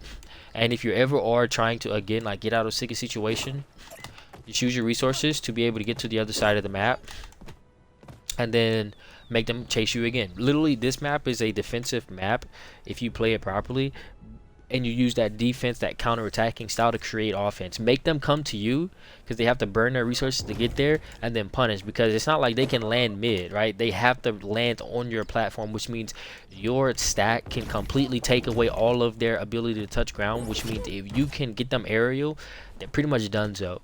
So this map is god tier in that sense. So yeah, that's pretty much everything with that map. So now since we got all of the important maps out of the way, let's talk about actual gameplay or aerial combat. So one of the biggest separations that you'll find between high elo players, and I mean real high elo, not like just high elo, I'm talking like top tip of the top, like top 1000, top 2000, top 3000, stuff like that, right? And I haven't been able to get there because of the fact that I do not have a teammate that is able to do this properly just yet. But here's what you'll find in the top 3Ks on down, right? Or the top 2Ks on down. If you get sent aerial, right? If you get sent aerial like that, anytime you're fighting anybody in the top, their whole mindset is now kill. The teammate, no matter where he's at, he's coming to help.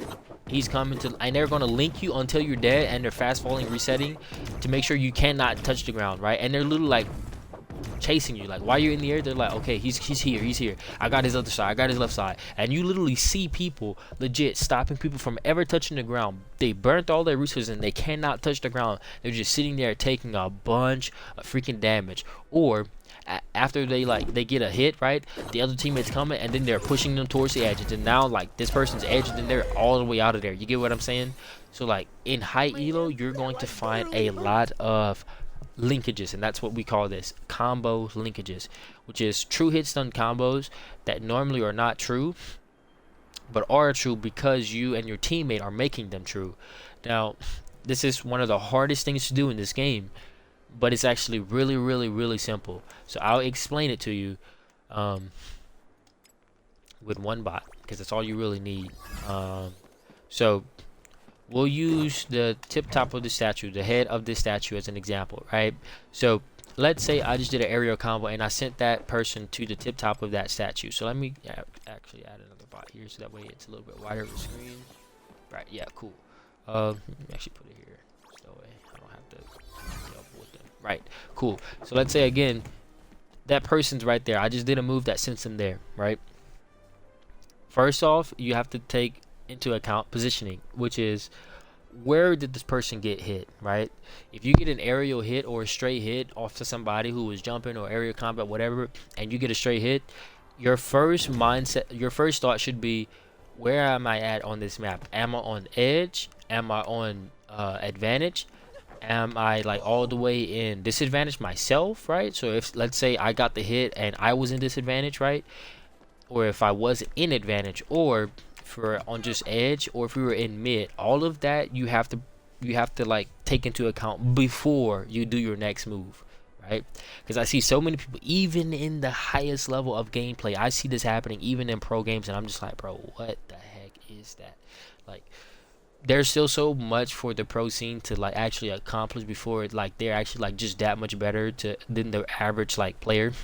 Because I honestly do feel like the average like player can actually like kind of compete with a pro team if they have the right team comp, just because like all of the stuff that needs to be mastered in this game in order to be considered a pro is not really there yet. So this is one of those things. So before you actually like even think about like following up with anything, you first need to pay attention to where you are on the map, right? So once, let's say I got that hit, right, your next thought should be, where's my teammate on the map, right? Those are your first two thoughts. Where am I at on the map when I got this hit, and where's my teammate at on the map? So let's just create teams here. Let's create teams here. Right. So I got this hit, bomb, right? He's head statue. My first thought should be, where's my teammate, where I'm at on the map, and where's my teammate? And then after you figure out those two things, right, a quick little pop, and you look, right, your next thought should be, where do I want this player to go, right?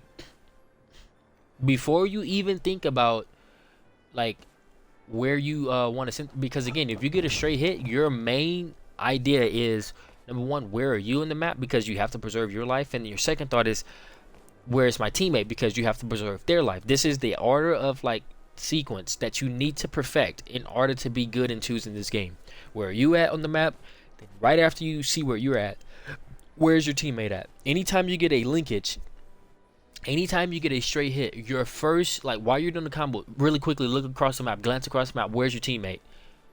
Right? I see so many people, they'll be sitting there doing combos and their teammates getting all the way comboed, or he's getting pressured way down here, and they're sitting there. I'm like, bro, do you not see your homie out here like about to die, or he's like all the way on edge, burning all of his resources to stay alive, and you're out here worrying about a straight hit that's not even going to kill? It's like, nah. Anytime you get a hit, a straight hit like that, you know could put some sort of pressure, you first need to check where your teammate's at, right? If he's not communicating, check where he's at. Because if he's in a bad spot, forget the straight hit. Use the straight hit to make them burn a resource, right? So that way they have to touch ground in order to get back to where you're at. Because again, if you get that hit and you're like, okay, well, they're probably going to have to like dodge. Because again, if you just do that and you like, they're probably going to like burn a dodge or whatever, because they're wanting to touch ground quick, right? Again, the fear of getting hit, people are going to burn resources quickly just for getting hit, right? So you do that hit and you're like, where's my teammate? Literally that, oh, I'm on right side edge. Where's my teammate at? Oh, he's right behind me, right? And then you're like, cool. So, and after you do that, then your next thought should be, where do I want the person that I just got this straight hit at now? So if you're on the edge of the map, you kind of already know where you want the person to be at, right? And the reason why I say you ask where you are and then where your teammate is because you actually want to change where you send the opponent depending on where your teammate is. For example, if your teammate was all the way over here and not right next to me, then instead of you actually doing like this and wanting to send them towards disadvantage, you actually could have a game plan where you actually get the straight hit and then you're like, I'm going to leave them alone because my teammate's not right here with me. There's no need for me to fight in a very bad format. For example, if your teammate's here, again, you're pinched in, that's bad positioning. Your mind should be, let me go help my teammate out, right? Or if your friend is disadvantaged, you're like, okay, that's not too bad, right? He can probably handle that. Or what you can do now is you be like, okay, well, let me like make this stack a little bit close because it's a little bit too wide, right? So you can get the straight hit and be like, all right, I'm gonna try to like get the hit, send him this way, right? And then, you know what I'm saying? Like try to like make it to where you can get closer to your teammates so that way you can help him a lot easier without having to burn too many resources just to get there, right? So that's your first mindset. Where are you at and where's your teammate at? And depending on where your teammate's at, that's going to determine where you want the next hit that you do to go. So after you get this straight hit, if they're close by, you be like, all right, he's right here. We can go ahead and do a disadvantage push really quickly, try to get this guy up out of here. So if you get the straight hit, bam, try to get him out, right? And then you can tell your teammate aerial or whatever, right? In that case, you have two options, right? Number one, your options is you force the enemy player who just got hit to burn multiple resources to try to escape you first, because you're the one he's scared of the most, because you just hit him. He's not really focusing on your teammate. Too many players in this game have one track minded. They're not looking at your teammate, and they're not looking at even their own teammate. They're only looking at their own life, right? So you can kind of put people like asleep, right? You can like simply do this and like just pressure them, right? Literally just do that and then run at them, and they're gonna burn a resource. And if you place yourself right, you can make them burn the resource directly into a spot where your teammates preparing their next attack from. Now I've done this with, I can't really showcase this because I don't have like someone who's online right now to actually like show this like live with you guys, but I've literally done this with my teammate where I'm like, I got a straight hit and we did this, and I'm like, okay, whenever I get this straight hit, I want you to meet me here. And I'm telling him, I'm like, I guarantee you, I'm like, he's going to be top left. I'll say something like top left. And I'm basically telling my teammate where I want him to be based off of my position, which means if I'm here, I want him to be on my top left in a few seconds, right? So I'll be like, all right, bet. Bam, top left. And then I'm like, okay, cool. So what I'll do is if I say top left, my job is to be bottom right and then do an attack like this, which means like you want to kind of push them into where your teammate's going to be. So based off of where your teammate is, you always want to be the furthest away from your teammate whenever you're going for combo linkages, unless you're going for a disadvantage push. Because what you can do is once you get this straight hit, again, if your teammate's to your left, you want to go right. Because again, you take away all of the right dodges, right? Which forces him to go to the left or to take mid. Teammate can read DI and punish all of those. So you get the straight hit, you can just be like, I got right, bomb. And then you take the right side, and then you wait for him to burn the resources, then you punish again. And then if they go left, your teammate's there to punish all of that. If they go aerial, your teammate can again read DI, meet him up there if he wants to, right? There's so many things you can do to kind of like make people like kind of like waste the resources, then immediately meet them at the spot. Now certain characters can do this easier, like Superman or Batman, but every character can do this in the game. You just have to know advanced movement, right? You can even just do that, right? Meet them up there. There's so much movement that you can do. You haven't watched my movie guide, go watch that. Anyways, you get the hit and you force them to go where you want them to go. You never give them control over the map. You never do that. Anytime you get a straight hit, you push them where you want. You get a hit and you get much more out of it than just a single hit. That is another big gap between high level players and then trash players. You get a hit and then they get nothing from it except just a hit. High level players, they get one hit off of an enemy and they make that one hit get them 35 more damage than they would have gotten just from just like that person just getting a hit, right? They'll use it to get pressure, some sort of advantage, anything, right? They're just never going to just let you, like a hit just be a hit. They're going to get something from that hit, and that's what's important. So while you're again, you got the straight hit and then you see your teammates there, like, okay, you just say top left. You're letting him know where either the opponent is being sent or where you want him to be. And this is the reason why I say call out a position. Instead of just saying like aerial or whatever, no matter what it is, simply just call out a position where you want them to be. Because if you do a move and then you send them, you be like, oh, instead of saying like, oh, I'm sending them aerial, I'm sending them high, right? That doesn't really make a lot of sense, right? Just call out a position, right? And your teammate can be like, okay, top left, where is my teammate at? So it forces him to again look where you are, or if he already knows where you are, he immediately knows, take top left, right? And meet there. That's really important because that allows for you to get combo linkages, again, like we talked about, right? And again, you have good vertical buttons, you can get a top left that sends them up even higher. And then while I got the first hit and then my teammate, I did the pressure move to kind of force them top left, right? Then now I can fast fall really quickly, right? And then immediately like be there to get the second hit, and then you can get a combo linkage that can actually kill rather quickly. I've seen this happen with a Batman and a Superman. We went against a team and I told my teammate, I was like, this is what I'm trying to get us to do. I was like, go check their MMR. I guarantee you they're over 700 something in teams. I guarantee. I said go check their MMR right now. And sure enough, You don't see people doing this in anything that's not over like 1650. I guarantee no one does this. If they're not 1650 or higher, even if they're 1650, they still don't do it correctly, right? Anything 1650 or above, you'll start to see this in like team comps. So trust me, this is the meta of this game. You have to call out and force people in your certain direction. You have to reach them at that spot and punish, right? So the next thing that you can do whenever you get a stray hit is to actually just completely ignore like where your teammate is and try to take the position that's furthest away. So for example, if my teammate was here and I got a straight hit where this little circle is on this map, right? Say I got a hit here, instead of me saying like, oh, I'm going to go ahead and take left, right? Because again, you want to take the position that's furthest away from your team, right? So you got this hit, right? You're like, oh, I want to take left, so that way I push them into my teammate, right? Because again, that's going to be easier for your teammate to link up with, because he can easily hit that top right. Because if you take top right after this, now you both just took the same spot, right? If the person dodged to the left, you have no way to punish them. Now you want to be able to like meet them at a spot, or like make them scared to where they feel stuck, because if they don't feel stuck, then they'll just easily be able to get out of your moves, right? However, this is one thing that you can do. Another thing that you can do is simply to kind of like deny map, and this is easier to do in advantage state than it is to do it in disadvantage. So what does that mean? So like, let me just kind of delete some bots really quick. I'll put this guy here. So anytime you're in an advantage state against a team, or you're doing a edge stack where you're right here and then the other one's right here, and you're kind of like, you have them both on this side of the map, what you can do is you can kind of like do moves and then deny them like mid, right?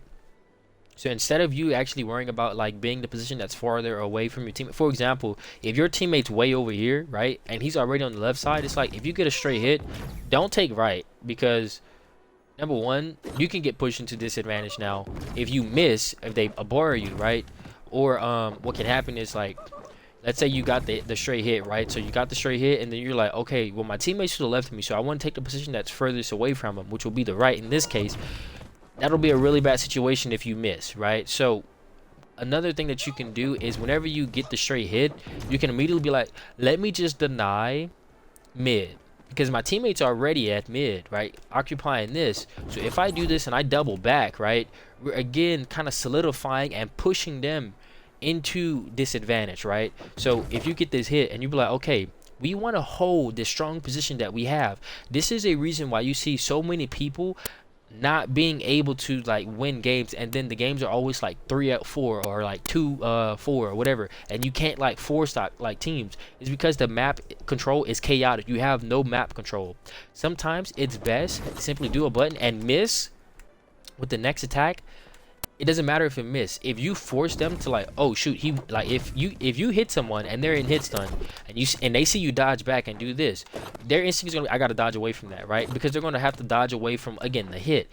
Now if you do this and they see you go here, they're gonna be like, okay, well it's safe to dodge this way. Now again, if you're a smart team, that's gonna lead you into your teammate that's right here occupying mid, right? But they could also just do aerial, right? So they could do aerial jumps like this, and then they broke the stack. So sometimes it's better, a lot of times it's actually better to do this and then take mid, right? So that way you force them to dodge this way back into disadvantage. This is called map control. This is the most important part of this game.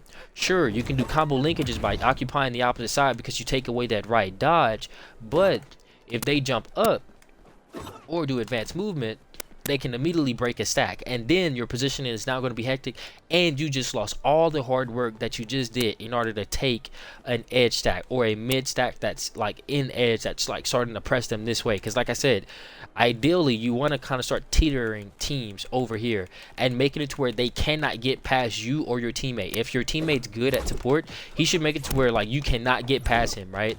You should make it to where his buttons, like, you just can't get past him, right? So like bomb, you can't get past him, right? You see what I'm saying? Like, that's a 50-50. Like, nope, don't touch my aerial zone, right? See, if you just do that naturally, you see how slow that is? But if you animation cancel, you can make that a little bit faster. So you always want to make it to where the person who's in support is making it to where you cannot take mid or you cannot get past him, right? Because you don't want to. And anytime like someone does get past support, the support should be like, I'm taking lead, help. or something like that, right? So that way, if you get past him, he's like, okay, bet. Now you're in, again, disadvantage because you just use all of your resources, again, to get past me, right? And break the stack, but you just push yourself into disadvantage. Now my teammate who's at statue on the right side, he's just going to come jump over, and now we have an edge stack, and you're by yourself now because you tried to escape. So this is why I say, like, these two mindsets that we're talking about here, right? You either push them into disadvantage or you make them burn resources to get out of disadvantage, but then they push themselves again into a position where they get moved back into disadvantage, and then they're further away from their teammate. The further away a team is from his teammate,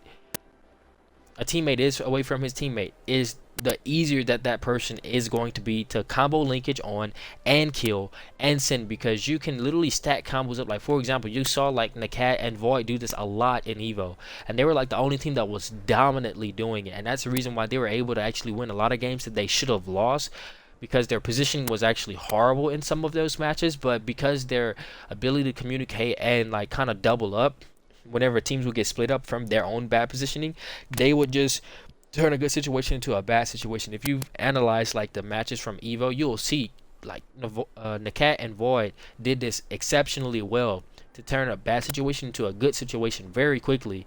And their ability to just like immediately just like get to a spot and then like close out, right? So they would send somebody would like try to get out of their stack, because the cat was oftentimes like aerial, or he was oftentimes kind of being the one that would be the pressure one, like kind of getting in the space, like trying to disrupt or trying to send people into disadvantaged states. A lot of Nakat's kills came from being down at the bottom on the edge or being all the way up at the top, and he got a kill like that, right? Because that's where Wonder Woman is strongest. Or vertically, he would get straight up with his combos, and then Void would help him out as far as like kills or interrupting in the gaps. But a lot of times what you'll see is people will move and like try to move out away from their pressure or away from their stack, and then the cat with his Wonder Woman movement, he will be able to hit them, reach them, and send them all the way into edge, right, or all the way into disadvantage. And then you would literally see Void, he would keep fighting the other teammate for a little bit, and then immediately he would send his Jerry over, or immediately he would send himself over, and then now they're pressing this guy, and then they would get a really quick edge kill just from this one person trying to get out of an edge stack by doing this, right? Now they didn't do that movement because nobody was doing that in Evo, but like they were doing just a regular momentum jump, or just like getting out of there to try to get out like that, right? Or they were doing like that, right, to just try to get up out of there. So with that being said, man, you can legit like burn teams, right? So either one of these positions is really good. So if you do that to try to take away the right dodge, or like you can be like down bottom to try to take away the like the downward dodge, right? And it will still hit up top a little bit, so you can kind of take mid bottom. So you can take this, you take mid dodge, you can take downward dodge. If you want, you can even like take upward dodge if you think they're going to dodge upwards, but that would never be the case. They're always going to probably like try to like touch ground right here, if so, or they're going to try to touch over here, right? So you can do this and then get over here. See what I'm saying? And that sends them all the way back into disadvantage. And depending on how strong your character's buttons are, for example, if that button was a strong button, but like Shaggy, for example, you could do that, and then that side two, oof, you got sent into horizontal really, really deep. And again, you get that one hit, no matter what their health is, no matter what is, you can either choose to like chase off of that, or just occupy edge like this, right? And occupy advantage. Or you can be like, okay, he's going to be out of the fight for a little while. Let me go help my teammate out and double this guy up.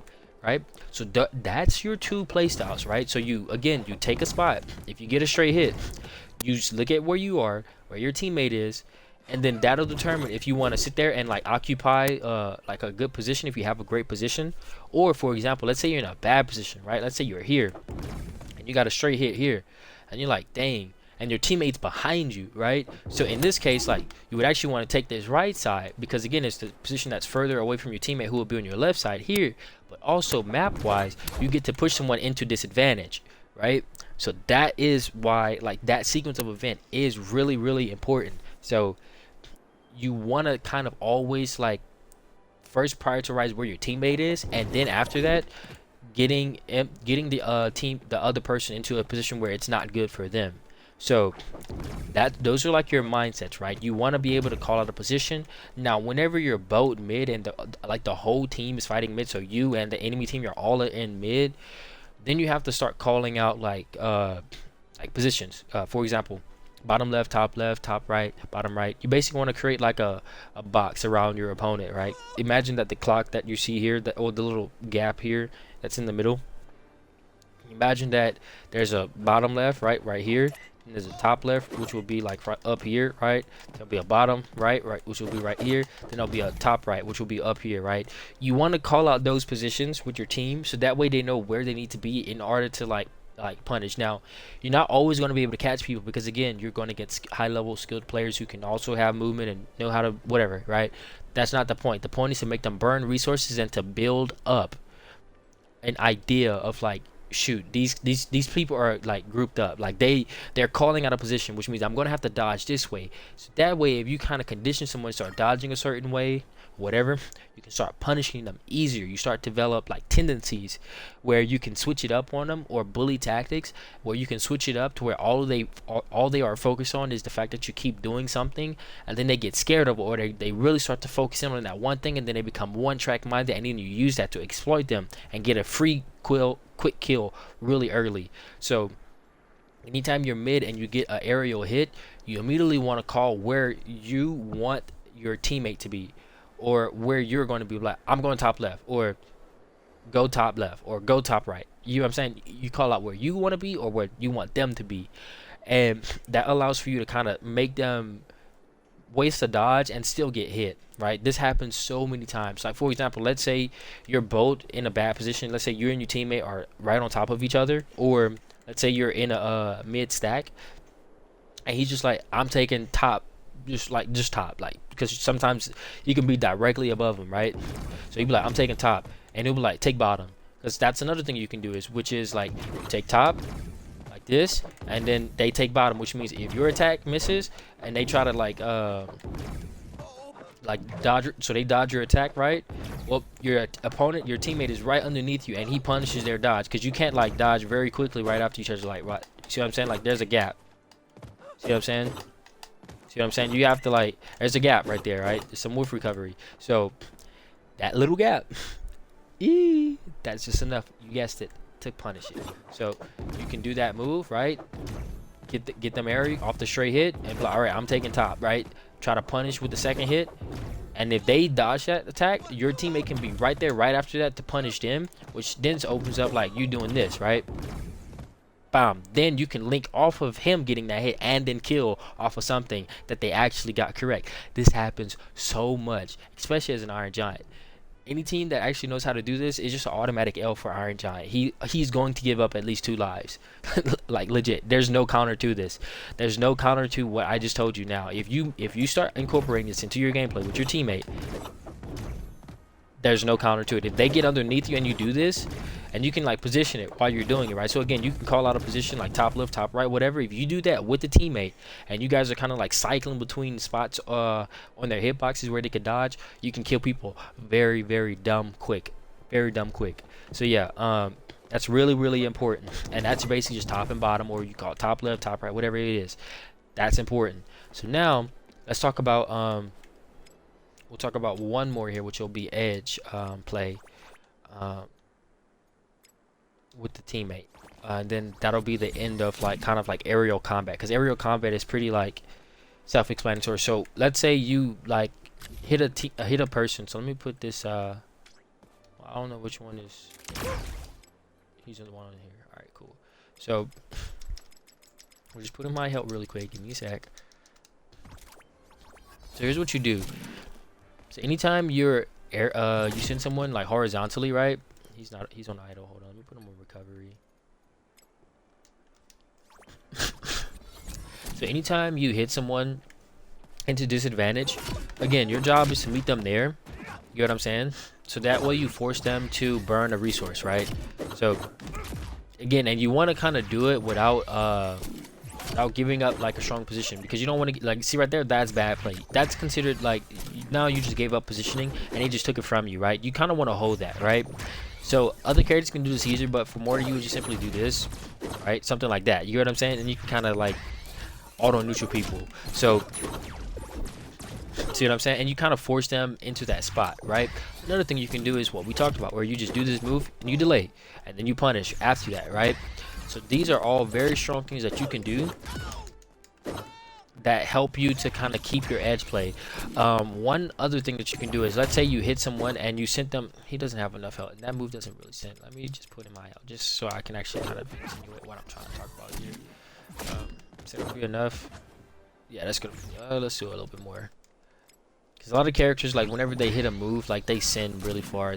That move is not really a move that sends far, but we're using it for the example here. So you get that move.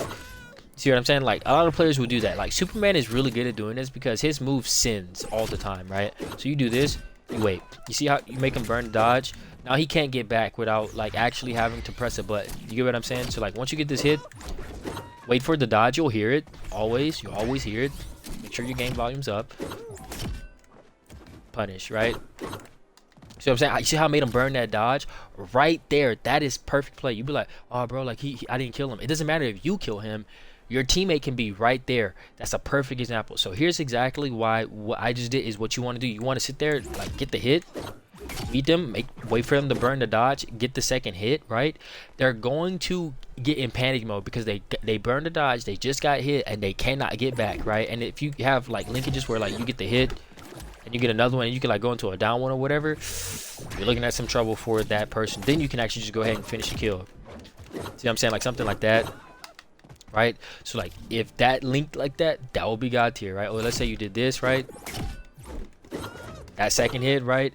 So all of that is going to make it to where you can kill people, right? That's good if you make them burn a dodge. That's the most efficient way for you to 1v1 off of edge. But oftentimes what you just want to do, get the hit, make them burn a dodge, touch ground again, so you reset resources and let your teammate come in and take top and then like meet them above or whatever, so that way they can actually go ahead and finish a kill for you. So anytime you're on edge play and you get a hit, you always, if you gave the hit to the person, whether you gave them a hit in the air or if you gave them the hit on the bottom like this, right?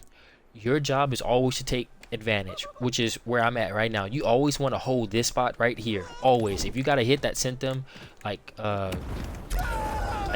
that, right? If you got, oh, that's too much for that, because now we're gonna do something that sends aerial. So that move sends. Let's see if it'll kill here. Right. So if you got a hit right here, right, and you sent them like that, your goal is to again take that bottom spot, right? Let your teammate take the top. Because the first thing that they're going to want to do, if they're in disadvantage and you got the hit and your teammate's where he is now, they're going to want to dodge where he's at, right? If you send that player up, they're going to want to dodge like this, right, to get up out of there. Or they're going to want to dodge like this. That's exactly where your teammate is. That's good. Now, again, if you do the same hit and you know your teammate's not there, then you take that. So you push them into disadvantage, right? That's your goal. But if you get this hit, you always want to take bottom ground because you don't want them to touch the ground. I don't care if they have to burn resources. Like you just jump at them, they can burn the resource, and then you make it to where like after they burn the resource, you touch them again, right? So just jump at them and then see, right? Don't let them touch the ground, right? If they touch the ground, then they reset resources. Your job is to hold ground, right? Now certain characters who have like Morty doesn't really have this, but like a character who does have this would be like a Superman. So I'll just show it with Superman really quick, right? So you do a hit and you do whatever. See what I'm saying? Like you can easily just kind of like hold that. See what I'm saying? Like you can just like kind of really easily hold that. You can do it like that, right? You just can really like, you cannot touch the ground, right? If you're going against a good Superman, you cannot touch the ground, right? You get what I'm saying? Like he can just read your inputs really, really easily. So, and it can kill really quickly. That's the reason why I say Superman is a W2v2's character. If you don't know that, Batman, and Superman are literally like some of the two best characters in this game, 2v2 wise. Only one who's up in that list with them is Tom and Jerry and Jake. And then we'll talk about that later. Anyways, so yeah, certain characters have really good like ground control, and Superman is a good one because he can do the move, cancel out of it. He can simply do another one, do like this, right? He can do like this, he can do like that, whatever. Like he can just simply like charge that up, and he's armored while he's doing it. So Superman's grounded ability to keep you aerial is god tier. If you know how to read player DI, no one's touching the ground, right? So any character that you have, whether they're good at grounded game or whatever, you want to take the ground if you got the first hit, right? Because they're going to want to touch ground. They're going to need to, because they're going to try to actually like get off of the aerial combat, because that's where you're the most vulnerable. Your teammate takes air because they're already on ground, right? Now if they aren't grounded, then I mean, I guess you go for it at that point. But if they are grounded, then you want to make them go for it, because you got the hit, you covered the ground, they cover the air. You make your teammate obviously push them into disadvantage, push them into a spot where they don't want them to be. So for example, if I did this move, my teammate is going to be occupying where my Superman was, right? He wants to occupy that space, so that way you can't take mid away after you just got a hit that you want to get more from than just like this, right? So that's what you want to do. You want to take away mid from him. Like, you want to scare him to make him like want to dodge this way, right? So you can even like do this, or like get the straight hit, right? So you get the straight hit, and then you're just sitting here like waiting, right? Don't like place yourself and your body and your buttons in a way where you're like, nah fam, like you can't touch this, right? Like, even if it's just as simple as doing this, right? No matter what it is, don't let them touch like mid, because you want to keep them disadvantaged, right? So if you're doing that, let your teammate take the aerial, you take the ground. So if your teammate misses, guess what? They still, if you did this movement right now, obviously there's movement tech. This is not like foolproof, obviously there's movement tech, so keep that in mind. But if your teammate did this and you forced them to dodge this way, right, you can be there to kind of punish the grounded attack, right? Which means, again, if they got a move that hit knockback, so they're going to have full resources because they got knocked back. Now if you hit them while they already were aerial, man, then you're looking at a deadly situation, because if they were already aerial and you hit them and you got a straight hit while they were aerial, they're in an automatic really bad position because they don't have full resources yet, right? Which means they can't do 2 momentum jumps, right? They can only do 1, right? So they would have to either have the triple jump perk in order to make that work, and they would have to do an attack in between the two in order to make it work. So again, you know that they're going to have to actually throw an attack out, which means you're going to have to like actually throw out something that whiffs in order to get that triple jump to actually proc. So if so, again, there's counterplay to that. But if they don't have triple jump, then they're just a sitting duck. After you, like, if they jumped and you hit them, you know they only have 2 dodges and 1 jump to work with, which means they only have 1 momentum jump that they can do from that point, right? Only 1, which means if your teammate does this and he makes them momentum jump this way, or he makes them like they dodge correctly and momentum jump this way, that means they only have 1 more dodge, right? So you can simply do this move, they momentum jump and meet them there, right? So your teammate, he met them there, right? Big jump to save the resources, right? He missed, bomb, punish, right? Or big jump, save the resources, bomb, punish, right? And he sent them right back to you, right? You get what I'm saying? That's hella important in this gameplay. If you can sit there, because again, they got hit, they already used a jump, right? And then they momentum jumped out of there, right? They're only going to have 1 more dodge left, right? That's it.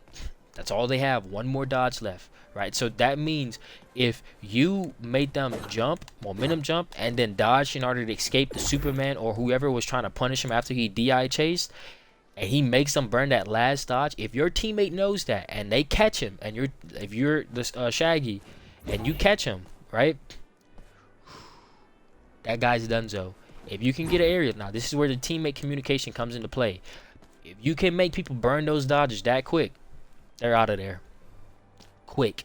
It's a lot of characters in this game. If you don't have resources, you're just automatically dead, right? So yeah, this is where like the high level play of this game comes into play. So you always want to take ground. You let them take air, you take ground, bomb, right? If they try to touch ground, you punish them this way. Now anytime you take like this, or if you're in an advantage state and you hit them with a move, you always want to kind of like, again, take ground, but ground doesn't mean that you have to be on the ground. I just want you to reset really quickly, right? Because you never want to be the person who's like trying to get a combo and then now you have no more resources and then you get comboed up or you get killed because you lost all your resources to try to like finish a kill, right? If you get a hit, right, always try to touch ground. Like, so let's say you got a straight hit, that like helped you. So I'll just put him a little bit lower so that way I can actually showcase this really quick. So say you got a hit, right? Always reset ground, always, because you don't want to be the person that has no more resources after you finish a combo and you got a ring out, because then you can get rung out if their teammate helps, right? So always reset, always fast forward reset, so you can touch ground before they do, right? Because they're going to want to touch ground, right? So then you can use that to kind of pressure whatever, and that's good. So while they're aerial and while you did your second follow-up hit, your teammate now has to link off of that. Your job is to now be, if your teammate misses, your job is to now to link off of that miss. If he misses, link again, right? He missed, bomb, you stop him from touching the ground. You get what I'm saying? So yeah, you can do that whether aerial, or you can do that whether you're on the ground, right? So you can do an aerial like this, or if they're grounded, he missed, bam, send him up again, bam, he missed again. You get what I'm saying? That's how you want to do it for your teammate. Give them a chance to get a hit. If they miss, you punished his miss, and he fast forward resets right after that, and he punishes him if he makes you miss as well. Which means even if they're good at the game and they're using their dodges properly and they're using their resources properly, you're still going to be there to punish them anyway. This is the future meta of this game. You get what I'm saying? We're not talking about like how people are playing now, because nobody is doing this properly. But if you master this and you get to the point where you can do it correctly, it doesn't matter how good someone is. Your team play is going to be the difference in what makes you win or lose a matchup, right? No matter how good a character or whatever is. So that's the meta of this game. And you always kind of want to like be down and be underneath them, right? So one thing you can do is you can even be the one that kind of pressures. You see what I'm saying? You see how I'm staying underneath him like this?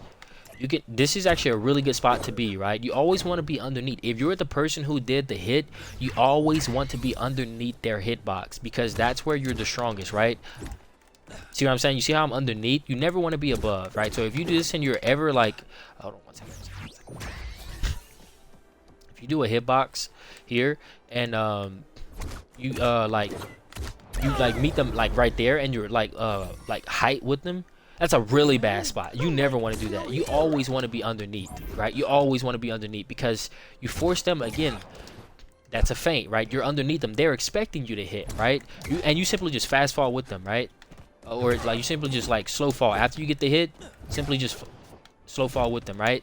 And make them burn the dodge, and you read the resource right after that, right? That's the meta play, right?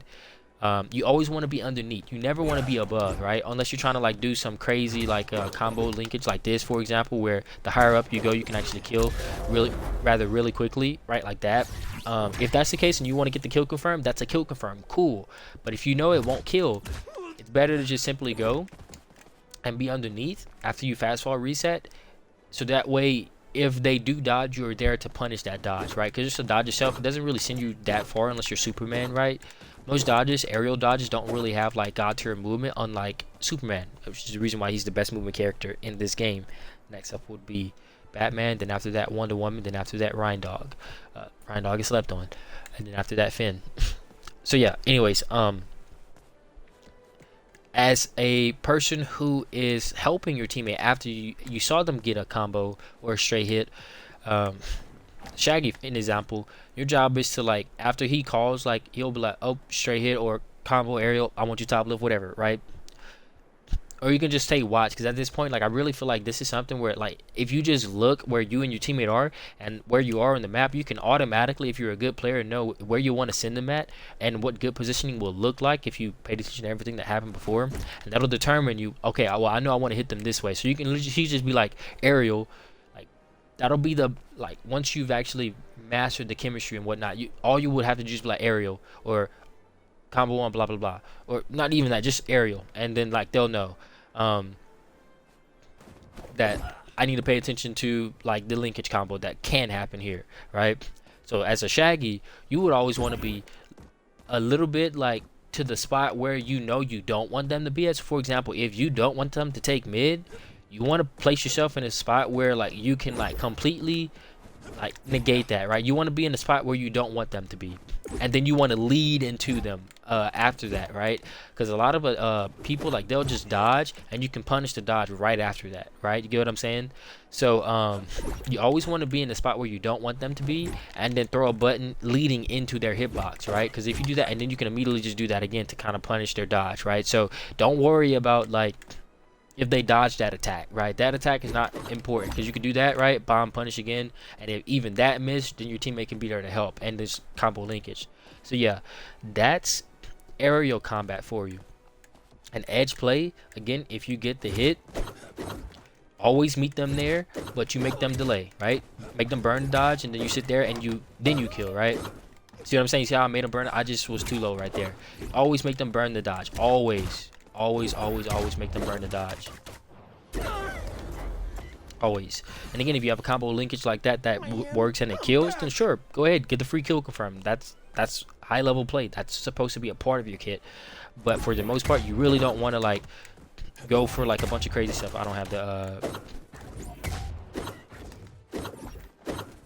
see what I'm saying? Right there, see the pressure that I put on, that's all that I really needed to do. Your teammate should be there to help, to finish that off at the top. You see how I kind of stayed underneath them, right? You get what I'm saying? Staying underneath allowed for me to get a bunch of hits right there, because you don't want to take up top. Let your teammate take up top. See what I'm saying? Don't worry about the top. Worry about bottom, because you can't cover top and bottom. You can't read player DI enough to where you can cover an 8 like direction dodge, right? It's literally impossible, right? I don't care how fast you are. I don't care how much, like, how good you are at the game. The way that you can do a dodge and then do movement right after, you can't cover all of those options. That's why twos, you have to have the teammate to help. So you only get to cover bottom if you're the one who got the hit, right? Because you want to kind of stop them from being able to do it like that. Your teammate's going to cover the top. If they get hit and then they go up here, cool. That's not your problem. You stay bottom and worry if your teammate doesn't or does get the hit, and then you follow up from there. So that's aerial combat for you. So when you pair map position with aerial combat, with neutral combat, you really can make a lot of things happen. For example, if you're on the ground and you got a hit, and again, you're stacked, right? Again, this hitbox will, honestly, if your Shaggy is playing the game, well, let me reset this, because let me put this other guy a good bit too. I just put him 50, right? And you get a hit. Hold on, let me put him idle real quick, because I don't want him to keep moving. I'm just kind of trying to showcase something here. So again, if you're in a stack format, this is really good positioning, right? Because that one person is in between the both of you. Now, this Shaggy right here by me, he's in the bad position, right? And the one over there, it's like, it's all right. So this is like kind of like acceptable neutral for both teams, right? Because you're both not like in a bad position, but the position advantage goes to my team because we're occupying mid. And see how I'm like on this side of the map, which means one hit and then that person gets sent to my team, right? And my team can then, while if he's not even focused on the Shaggy that was right here, he can simply just be trying to do a combo that's trying to reach the other Shaggy, and this guy can get caught in that loop, and then they both get sent all the way into disadvantage. So this is the reason why I say my position for this team would be stronger, because I'm actually in a position where one hit can send them both into disadvantage. You always want to kind of deny like a side of the map, right? So you do a hit, you send them disadvantage, and then bomb, you do a little combo linkage if that links, and now you have corner carry, right? So that is the next thing that we are going to talk about. This is going to be the most important part and the most slept part of this game that no one is paying attention to, and we have to talk about it. So let's just talk about characters right now who have good corner carry, and then we'll talk about team comp, and that'll be the end of this video. So we went over all of the map and everything. Now let's talk about like how you abuse all of that and make it work. So I'm no longer going to need to show you anything in the game, so this is purely going to be just me talking. Characters who have really good corner carry. Some characters have it with their projectiles. Certain characters have it with like certain abilities and just how they work and the pressure that it makes. It forces you to go into a spot that you don't want. And certain characters have it off of their combos, right? So I'll go over every character and tell you if they can do corner carry and how they can do it. So for example, give me a second. You apologize. Right. So let's start off with the new character that just released. Morty is going to be a god tier teammate. Number one, he gives you a grenade that he can split, that he can use to shoot, which can help you out. There's so much play that just goes into that. Morty's going to be a good character. He's hard to play, sure, but he's definitely going to be strong, and I can tell you that now. He's going to take a while to get broken into, and for people to get how to play him right. But I already know how he's going to be played. I don't know if I want to play him though. I don't know if he's a character that fits like my playstyle, but he's definitely a good character. Now, Morty is a person who has a lot of corner carry with his combos, right? He can literally do a combo that sends you from mid all the way to disadvantage, with all of it being true hit stun. That's god tier. But on top of that, he also has buttons that naturally push you to wherever he wants you at, right? So he's a character that has a lot of map control, a lot of CC. That's what we're going to call it, zone control. Morty has god tier zone control, and not just because he has combos that like send you all the way to the other side of the map. For example, this combo here. So like you can do like this to this, bam, bam, and you can send someone from mid all the way into disadvantage, way over here, right? If you haven't watched my Morty combo video, you'll see me do it there. That's a true combo, right? That is 19 damage. It doesn't matter about the damage, because damage in this game is not really important. High level elo players, you don't really see high level, like high damage games. You see people killing people early. You can't get a lot of damage if you kill them early. So it doesn't matter if a character like has like a high damage, even though this character does have high damage. His corner carry is what makes him god tier. So this bam, bam, bam. Now if I was able to do like that, and you will end about right there with this character from that combo, and that's all true hit stun. That's god tier, because you can simply just take someone all the way from one side of the map to the other. Now this also can send. You be like, oh, they don't want to have to deal with that, right? Or if you do this, right, they don't want to have to deal with this. You do it and you throw it, right? They don't want to have to deal with that, right? That's actually a hitbox. It can actually stun people, right? Even just this alone, they're either going to force and run at you, or they're going to immediately go ahead and run away from you to try to get off of that hitbox, right? So he has a lot of zone control. That's really good. Another character, obviously, zone control. His buttons send you, right? He has combos that carry you across the map. Not as much as Morty's does, but he can send you from mid to like edge. Instead of like off ring, he can send you to edge, from mid to edge. So that's good. Bugs Bunny, obviously another mage character. His abilities themselves send you into positions where you don't want to be, or force you to burn a resource that he can still frame trap you off of. That he can like character's broke. Like we don't even need to explain about it. That character has the best map control in this game, and he can simply side switch, get out of bad position. That's the reason why this character's got tier, because he just breaks the whole game. They just need to get him out of the game, right? Velma, good map control, but surprisingly, the reason why this character works in the meta is not because she's actually inherently broken. It's really just because people don't know how to play. Like once people actually get better at this game and they learn to do everything that we talked about here, this character will start to fall off in the meta. She really doesn't need the nerfs that are coming to her kit all the time. Literally, the problem is who she's being played with. This guy. This is the problem. It's the other characters who have a lot of map control. Whenever you stack Velma with a character who has map control abilities, then you start to look at a character that's like, all right, bro. Then Velma can be cheesy. But Velma really in herself is not a bad character. She's not like an OP character. She's just a character that does a lot of help. And depending on who she's paired with, that'll determine if she sees a lot of success, right? But you're going against people who, like, number one, in high elo, they know exactly what the meta is. They know exactly what characters are strong, and they have a natural idea of like how to do these things. Even though they aren't mastering them, they still have an idea, which makes it to where it can work, right? And anytime a character like Bugs Bunny can have lower cooldowns, or you can have someone set up things that kind of track after him, he can just become super safe, whatever. It's broken whenever you pair these two together, because they have so much map control to where you legit cannot enter in on them without running through an obstacle course. You look like a maze runner, you know what I'm saying? And that's just not a fun way to play. But it's hella good because it abuses everything we were talking about. And since both of these characters have combo damage, Velma not so much, but Bugs Bunny, he really does have it. Since that's the case, Bugs Bunny is kind of like the one who is always lead because he has like hella like melee attack priority. And he's a really good like bruiser, even though he's a mage character. And Velma really does kind of like shine in the back line. That's where she's kind of the strongest at. She can put ice on lead so that way he can like fight in the ice, and that makes it to where she's really strong as well to help and support. And that's good. So yeah, those all those characters, they're really good. Now she doesn't really have like hella corner carry, but she does have a sequence of like air juggles if you like time it properly. If you like if they don't dodge properly, she can just do like forward one jump, forward one jump, forward one jump, and it'll send them across the map. I don't know why I keep yawning, that's ridiculous. Anyways, Ryan Dog, slept on character, one of the most slept on characters in this game. This character actually S tier teammate, S plus actually.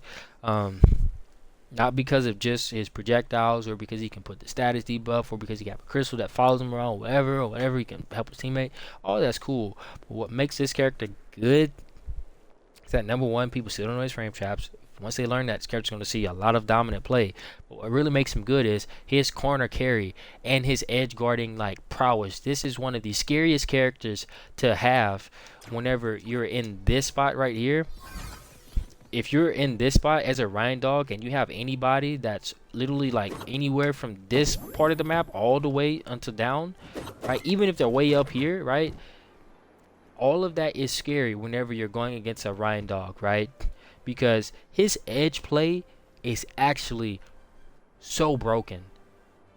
And I'm not going to say how, because I don't want people to know how. I'm going to keep it to myself. But we're gonna let that be. But he has combos that can literally take someone from one side of the map all the way to the very other side of the map. So he has legit the best carry, like combo carry across the map than any other character in this game. He can legit bring you from one side of the map in a true hit stun combo all the way to the other side of the map. No other character can do it as good as he does. There are some characters who can do it like a close second, but he can bring it. Now, the reason why I say that's really important is because, again, if you can send people all the way into disadvantage with the hit, right, they're going to have to burn a resource to get back. And you know that. You can prepare for that. That's just a wrap. This character is meta. Once people really learn, like everyone's like, oh yeah, the character can scrap a little bit. No, this character really can't scrap. Like this character can scrap so good that he's actually still highly slept on. This character can break the meta, right? He can, by alone, this character can break the meta. But people still don't know how to play him. They sleeping on this character. I've been doing a lot of labbing with this character. I'm going to get him right before, but I'm going to need a teammate that also knows how to get right so that way I can make him broken. But anyways, another character who can kind of like be really, really good in teams. He doesn't really have what I like to call corner carry combos. So he can't carry corners, but what he does do in order to make up for that is he can deny spots, right? So any character that can kind of do map control is really good in this game. So where he lacks in corner carry, he gains in like map control. And since he can put the little bunny down or whatever, his like clone, and they can kind of help like kind of just put a hit there, which kind of just immediately kind of like helps with the ground combat, right? He's a really strong character, but on top of that, his disadvantage state is God tier. Everything about this character is God tier. The only thing that he struggles with is his grounded sort of like thing, but he doesn't really need it. His biggest problem is he doesn't really have like grounded combat. But if you know how to do neutral aerials, then you're going to be okay with this character. But his biggest strong suit is he can do a lot of map control. He can keep people safe, and he can completely just send people aerial really easily, really quickly, and he can do bubbles that can move people into disadvantage or move them wherever you want them. And if you pair them with Mortar, you can get free insta kills whenever you get bubbles. So that's going to be broken. Anyways, next up is Iron Giant. This character doesn't have anything like good whenever it comes to like combo carry. He doesn't really have that, but he makes up for it with vertical combat. Now, vertical combat in this game is good because it's an immediate answer no matter where you are on the map to like do something, but horizontal characters are going to be ruling the meta once these vertical characters like kind of get a nerf, right? For example, like Bugs Bunny, that's a vertical character. Since vertical is a lot easier to do than horizontal, um, vertical characters are dominating the meta, but horizontal characters are going to see a wave, and you're actually seeing like certain characters get their horizontal moves like kind of buffed or like horizontal at an angle because the devs are realizing that the amount of ground that it takes to cover like a horizontal platform is like much larger and much longer than it takes for you to kill someone vertically, right? About how much ground, that's the reason why a lot of people like really hate Tree Fort because the meta of this game is vertical characters, right? But whenever you have like a horizontal map that really kind of takes it, like no one likes it because it just doesn't fit the way that this game is dominated played with the meta, which is the reason why people hate Tree Fort because the meta does not support having like vertical play where you have so much vertical area to kind of work with, where the actual vertical is like better than the horizontal, which means horizontal characters rule that map, and most people don't play horizontal characters. But like a character like Harley Quinn, she excels on Tree Fort. Any horizontal character, they excel on Tree Fort, but vertical characters they struggle. So a lot of people don't like that map. But if you get in a bad position, then vertical characters still dominate. So it's like it is what it is, but that's the reason why. So yeah, Iron Giant, he's a vertical character. All of his stuff kind of sends upwards at an angle, which makes him a character where he really kind of plays off of being a lead and then getting that hit that sends him upwards or vertical, and then you chase and then your teammate chases right after, and you do that to kind of do that. That's pretty much it. This character doesn't have any corner carry. He doesn't have any map control. He's literally just a walking tank that kind of just occupies lead and forces people to target him. Iron Giant is only going to be in this meta depending on who he's paired with. That's the reason why I don't understand why they're nerfing Iron Giant the way that they are. They should rework him, not nerf him. You get what I'm saying? Like if they're going to make this character like fit into this game, they need to do a rework, not a nerf, because this character doesn't fit in the way that this future meta is going to be played. Like it has to be played this way. This is the future meta of this game. This character will never fit in that because he doesn't have the tools or anything that's going to make him strong in order to do so. Like even like the way that he sends people upwards, it's really easy to escape. So I don't know. Like I feel like this character really is gonna fall off, especially since now they nerfed like Velma. Velma made this character better. A lot of other characters made him better than what he really is. So I think this character's gonna be one of the worser characters in this game now. Just because of once people get their positioning right, because a lot of people are still crybabies who complain more than they practice or more than they actually like lab or like think on this game. So this character is getting a bunch of nerfs, and I guarantee you once people get better at this game, this character is going to be literally one of the worst characters in this game. Superman, he has hella corner carry combos, hella. This man can bring you from one side of the map all the way to the other, whether he in the air, whether he on the ground, no matter what. This man got like 10 goddamn moves that all do the exact same thing, or bringing you in a position where you don't want to be to where you do not want to be even more. This character is the best, like top 4 at least. Top, I cannot put, he's top 3 for sure. Actually, I'm gonna be the person to say it. This character's top 2. Matter of fact, top 3. It's out of him or Jake. Him, Jake, and Batman. Those are the most dominant characters in 2s right now. Batman, like I can't believe people are saying Batman struggles in 2s. Batman, but you ain't got movement. But you ain't got teamwork. But you're not good at the game. Batman dominates in 2s just as much as he does in 1s. Whenever you pair a Batman with a good team, have you ever fought a Batman and a Superman on the same team together? Have you ever done that in high elo? Have you seen the amount of true hit stun combos that they can do off of each other? That insta kill at 0 to dead no matter where you are? Have you seen how broken these two are paired together? And if you pair them with any one of these characters that have map control, have you seen how good they do? Have you seen a high elo Batman that actually knows how to position in the map and actually knows how to use his batarang instead of just using it to fish for 1v1 combos? If you haven't, don't open your mouth to talk about how this character struggles in 2s, because he's got tier. He's God tier. His movement, God tier. His ability to punish and meet you at the spot, God tier. His ability to send you vertical off of freaking a 50 freaking help damage combo. Or if you're anything above freaking 35 health, he can send you area and then knock you off with a one-hit move to insta-kill you on certain maps. Like, what? This character's God tier. Y'all better close your mouth. This character's God tier. But anyways, Superman and Batman, two best 2v2 characters in the game. Third place has to go to Jake. Nobody else.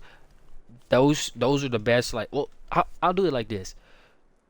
I'll give a tier list or like a top whatever position to like a role, because 2v2 is a role. Like you have to play a role. So the three best like aggressors or disorienters, like the disruptors or something like that, right? That will be Batman, Superman, Jake. Those are the three best. No one in this game can do what they do better. And then after that, I would say Shaggy. And then after that, Finn. And then after that, Wonder Woman. That would be my order if I had to order it, right?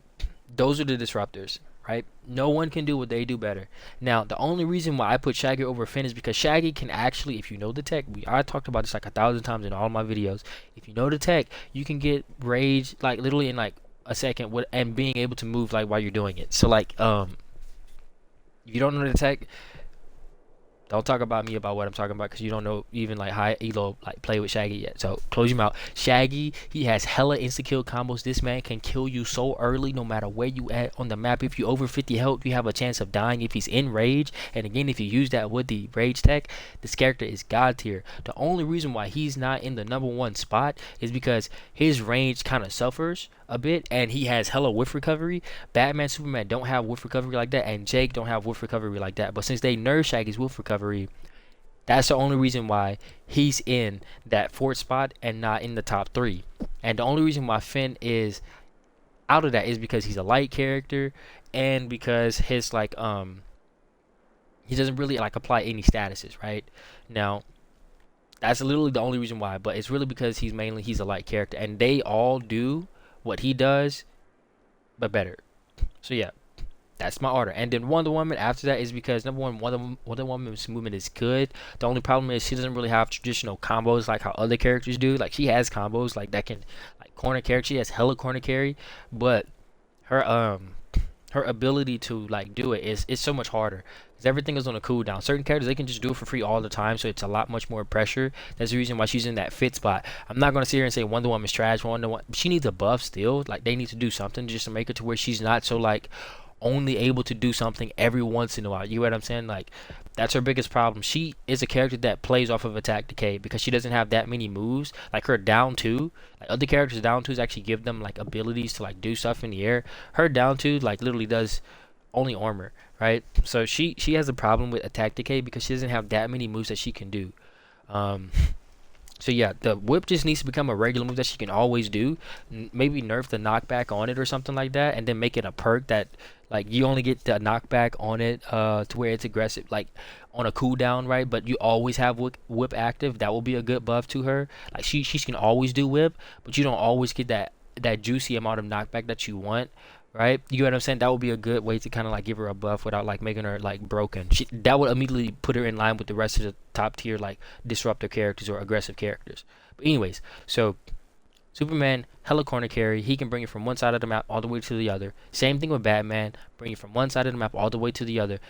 Shaggy, hella hit confirms, hella whatever, right? But this character also has a lot of map control as well. That's not talked about. And this character as well also has a lot of map control.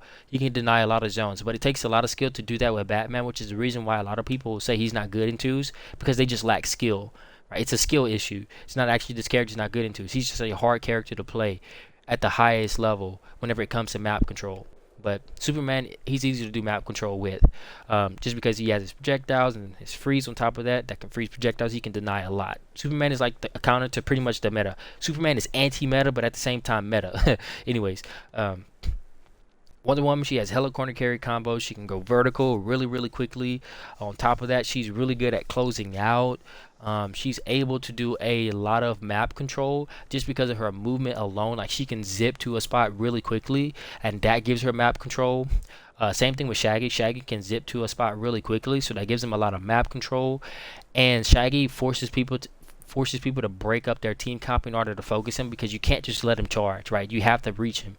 And if you use the tech that I talked about in all those previous videos, then this character becomes broken, like actually broken. One of the best characters in this game. Again, top 4 easily. So yeah, Shaggy doesn't really have corner carry combos, but he makes up for it in having moves that whenever they hit, they send you really far horizontally or really high up vertically, and that's all that he really needs to make him work. So even though they don't have, like, he doesn't have corner carry with his combos, he has a lot of like ability to just send people like really into a spot where they don't want to be, and kind of like, okay, you're out of the fight for a good like 5 seconds, right?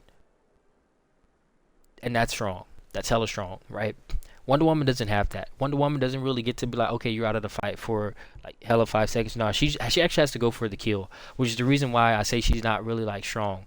They literally gave her a whip that they gave to Morty that literally should be her move. Literally, it should be her move, but it is what it is. So yeah, I think she needs to be able to do that whip mid combo, just like how Morty can do it. So yeah. Next up, let's talk about Taz. So Taz, he's a really good. Now, surprisingly enough, this is actually a really good character. Like, this character is actually like highly slept on still. This character actually has a lot of tools. This is a really good lead character. Lead. If you put a Taz with a support character who can do a lot of map control, man, he can actually make some damage happen. Same thing with Garnet. Garnet's a good lead character. She's really fast. She can armor break really easily. She has a lot of armor. They're buffing this character. This character's about to be anti-meta, and she's about to break the meta. She's going to be a really strong character. Once all of this is said and done and they buff her kid, bro, she's about to be a problem. Everyone's going to jump on her train, because these two characters are two characters that are like highly slept on, and people haven't really explored their kits. And because they haven't explored their kits, they're just writing them off. So the developers buffing these characters is actually going to create a huge problem for this game, where they're going to have to, bro, I can see it now, bro. They're just going to have to keep nerfing, keep buffing, keep nerfing, because they're not really paying attention to, bro, like, you can't pay attention to the crybabies, because these two characters, they're about to break this meta. Now, Taz, he does need a buff to certain, a couple of his abilities, but Garnet, right now, she just needs, I don't know, man. Like, I've played against good Garnets. They really don't need too much. Whenever they're played with the right team comp, they're good. Just like how Iron Giant, when he's played with the right team comp, he's good. Whenever he's not with the right team comp, he sucks. Whenever she's not with the right team comp, she's still good. So, I don't know, man. Like, I don't think this character needs a buff. I just think she's not represented enough. Taz, I think he does need a buff, but I don't think they need to do anything crazy with him. Just buff like maybe like his linkages or something, like give him more combos, whatever. But this character doesn't need a big buff. He's just, again, he got nerfed a bunch, and all the crybabies who were playing him didn't have the skill to play him, so they just cry nerf, and then now they crying for buffs. That's just how the player base is. But this character is a really good lead character. Same thing as this one. Obviously, range. He has a lot of ability to just like kind of dominate a spot. He doesn't really have corner carry combos, but he makes up for it in doing really high damage. And on top of that, getting a hit that can easily like meet you wherever the heck you are. He has hella attack priority. Like, this is a really, really good lead character, and he's also a really good support character as well, because again, he can do a lot of map control. Map control, like zone control characters are always the support character. So if you have a character that can do both, then you make it to where like they're good leading and they're good supporting. And that's the reason why you see characters like Jake, Superman, Batman, and Shaggy in the top 4 spots at those positions, because they all can play lead and they all can play support. Because Jake from behind, he has that punch that's really good. He has the charge that's really good. He has the little projectile thing that can stop projectiles, that's really good for countering that playstyle. He has so many things that he can do to kind of help out with that. He can reach really quick, right? Superman from behind, he could do his punches, his jabs, he has his freeze, he has his projectiles, right? He has so much he can do from support that can actually make it to where the lead is really like having their job easier. Same thing with Batman. His Batarang, he has his kick that he can move in with.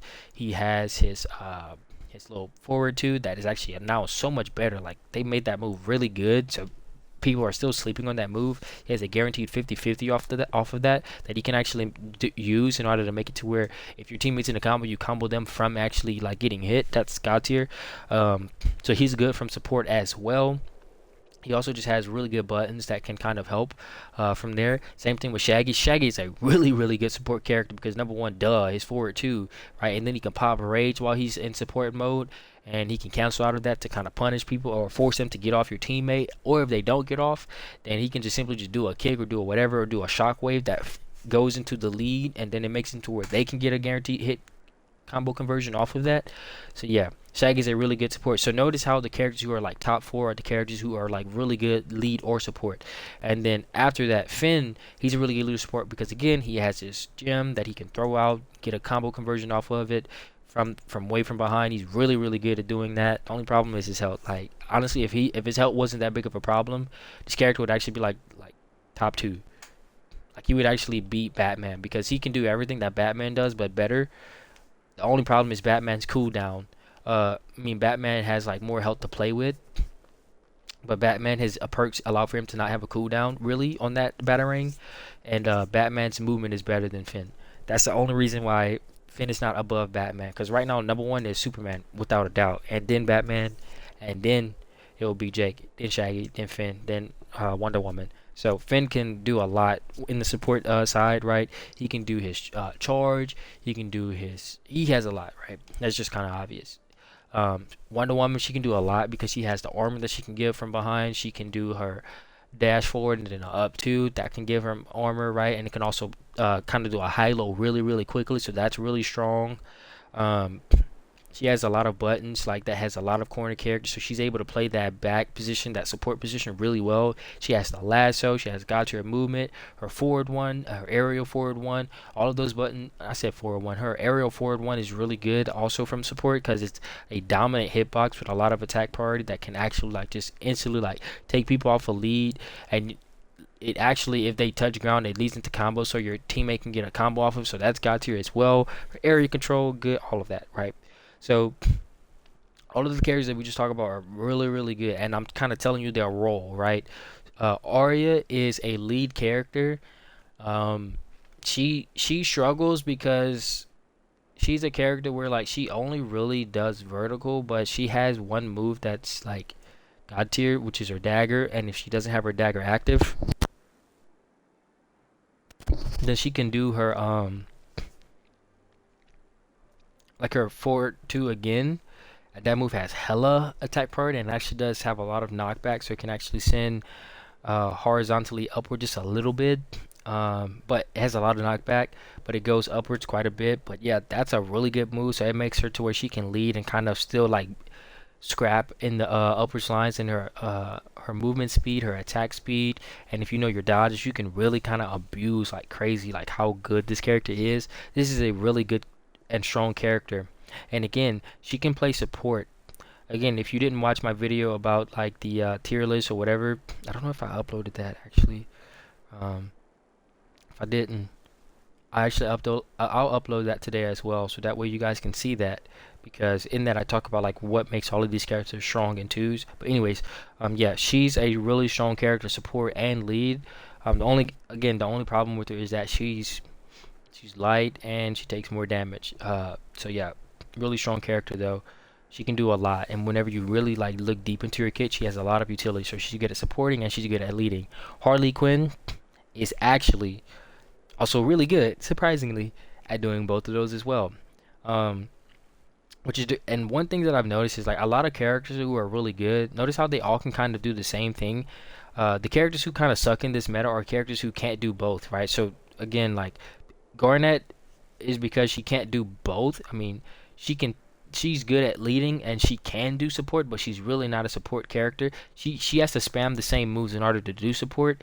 And that's what makes her kind of like tragic. But if you make it work with a really good attack, it still works, right? So she can lead and she can do support, right? Same thing with him. He can only really do lead. That's the reason why he's considered not in the meta. It's because he can only lead. He doesn't really have any support, right? In order for him to do support, he has to kind of like play off of what the enemy team is doing, which makes him harder to play. Same thing with this character. This character, he doesn't really like have the ability to support. He can only lead. If Iron Giant is not in front and if he's behind, he doesn't really do anything.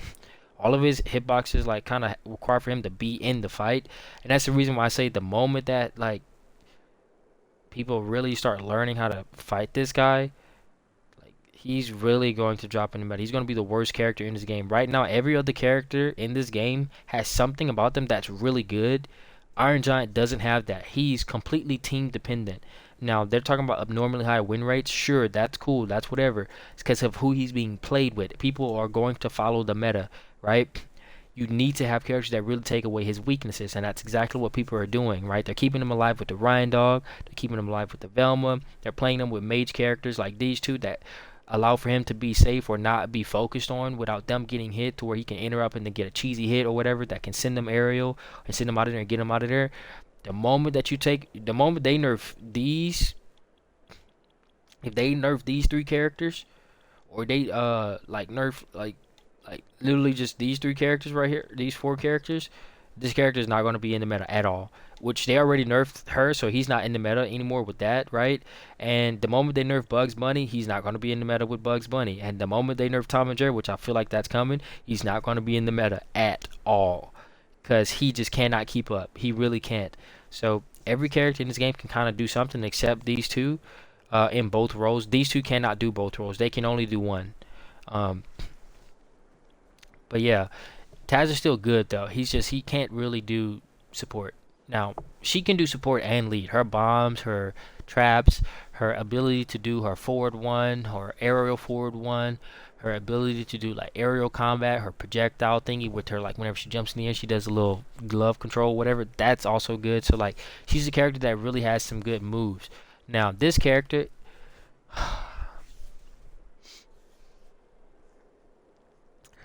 still to this day, people calling LeBron trash. Still to this day, people are calling LeBron trash. Let me tell y'all something. This character can kill so early. You want to know why they gave a nerf to his shockwave? Because this character was dominating in high elo. Once people learned how to play him, his 50-50s in the air, his combos, I'm going to upload the tier list today. If you haven't watched that, go watch that. This character has broken combos. This character can immediately annihilate you, and he has corner carry combos. He has combos that hit confirm into insta kills. He can send you really far in a direction that you do not want to be, that your teammate can combo off of. This character is God tier. He has free engagement too, so he's a good lead character. He can do it from behind. He's a good support character. He can give your teammate a whole freaking basketball that they can throw out that can make him literally go from being support to lead to support right back again with a dominant hitbox that literally, bro. Him and Morty kind of play the same. Except Morty is not as good as LeBron. LeBron is just still underrepresented. Like, he's not represented well enough, and the people who are playing him suck. They don't know his combos. They don't know how to position with him. This character is so good, and people just don't know how to play him. That's really all that it is. They just don't know how to play him. This character is good. This character is really good. He can play lead. He can play support. He can do whatever the heck he wants to do. You can only enter LeBron on his terms. If the LeBron's good, if you've ever faced a good LeBron in ones or twos, like a really good one, if I'll put it like this, if you haven't faced a LeBron that made you go back into the lab and actually have to practice frame traps, you ain't faced a good LeBron yet. Because LeBron has frame traps that you cannot get out of. Whether you dodge or don't dodge, you cannot get out of them junk. Same thing as Batman. You cannot get out of them. They're coming for you. They are highly aggressive. It's like watching a lion that's freaking smelling like a predator, or like he's smelling his woman and he want to be the first one to buzz down. They're extremely aggressive. They gonna be the ones to get it, and they getting you. You get what I'm saying? You gonna get got. You feel me? this character is so good, but people just don't know it. So yeah, so if I had to say it, the best characters for disrupting or to be leads, number one, Superman. Superman's the best lead character in this game. Second, Batman. He's a good lead, but he's also a really good support. Superman's also a really good support as well. But these two characters, because of the way their movement is alone, they're able to do things other characters cannot do in this game, and that makes linking with them so god tier. If you play these two characters, you're going to dominate in twos, and they also are stupid dominant in ones. Lead characters are often dominant in ones, right? A character that can't really like do lead or something, you often sometimes see them sucking in twos, I mean in ones as well. For example, Iron Giant, he sucks in ones because the way of his kit being played is kind of gimmicky. So yeah, this character is not a good lead character and he's not a good support character, but again, his bolts kind of make up for that. But because they're nerfing his bolts and they're nerfing how he plays with the team, this character is really going to be tragic. So we don't know what's going on with that. But yeah, so Batman god tier. Second up, oh I'm tripping. Third up, Jake, really good lead, really good lead, and also a really good support as well. Fourth up, Shaggy, really stupid good lead and a dumb good support as well. Really good. And then after that, Finn boy over here, really good lead, god tier lead, and a god tier support. All that's his problem is his health and his life. That's it. Once they take that away, this character, the only reason why these characters are the main characters over these three characters, who are also dumb good as well, is simply because these characters are light and they take more damage. That's the only reason why. These characters are all really dumb good as well, right? They can do all the same thing, and that's the thing that's kind of good about this game. Every character can make it. There's just a little bit of weaknesses that you kind of have to like find down. You have to kind of counter for. Like for example, if a character takes a lot of damage and they take a lot of they take more like whatever, or they're light, you can make up for it by playing with a character who gives great health or playing with a character who can save. So that's why I say Rick and Morty is going to see a lot of play because he can save and also like give them great help by giving them a grenade, and he gives them a grenade. So like Rick and Morty is going to be meta for sure. So yeah, he can. These characters, the only reason why they're not meta is because of the fact that these characters don't have that debuff. So if they take that junk out, them characters are going to dominate because they move quicker and they not that light. The only one that is that light is Harley and Arya as well. But Finn, he's not that light. So yeah, anyways, after Finn, then it'll be Wonder Woman. No explanation needed there. So yeah, those are the best disruptors in the game. In that order, these characters are god tier. Now, the only reason why I'm not putting LeBron in that spot is because, again, he's not well represented enough. But if I had to put him in a spot, like including him into this list, I would actually do it Superman, Batman, and then I would do it Jake, and then I would do it LeBron, and then I would do Shaggy, and then I would do Wonder Woman. And the only reason why I'm putting Jake above LeBron is because Jake has the projectile counter perk, right? And that helps him out. Actually, you know what?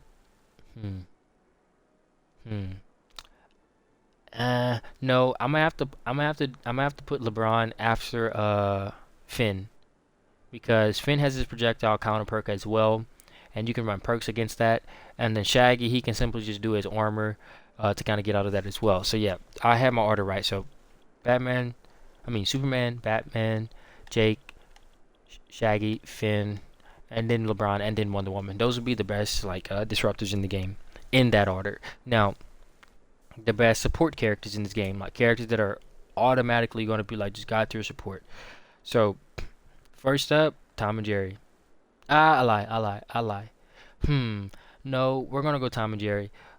Because Tom and Jerry has a lot of stuff that he can do that's much more consistent throughout the game. Bugs Bunny is also really good in everything as well, but Tom and Jerry, once mastered, he can do a lot much more as far as like map control and CC than Bugs Bunny can. That's why I say bro, that character's probably gonna get touched a bit. If not, then he's always just gonna be meta, because Tom and Jerry is meta. The best duo comp in this game right now is Tom and Jerry with Superman. If you did not know that, now you know. Those two characters working well together, or doing what we talked about, no one in this game can beat that team comp. No one. I don't care how good you are. If you're around the same skill level, these two players, if you play good, they're going to win every single time.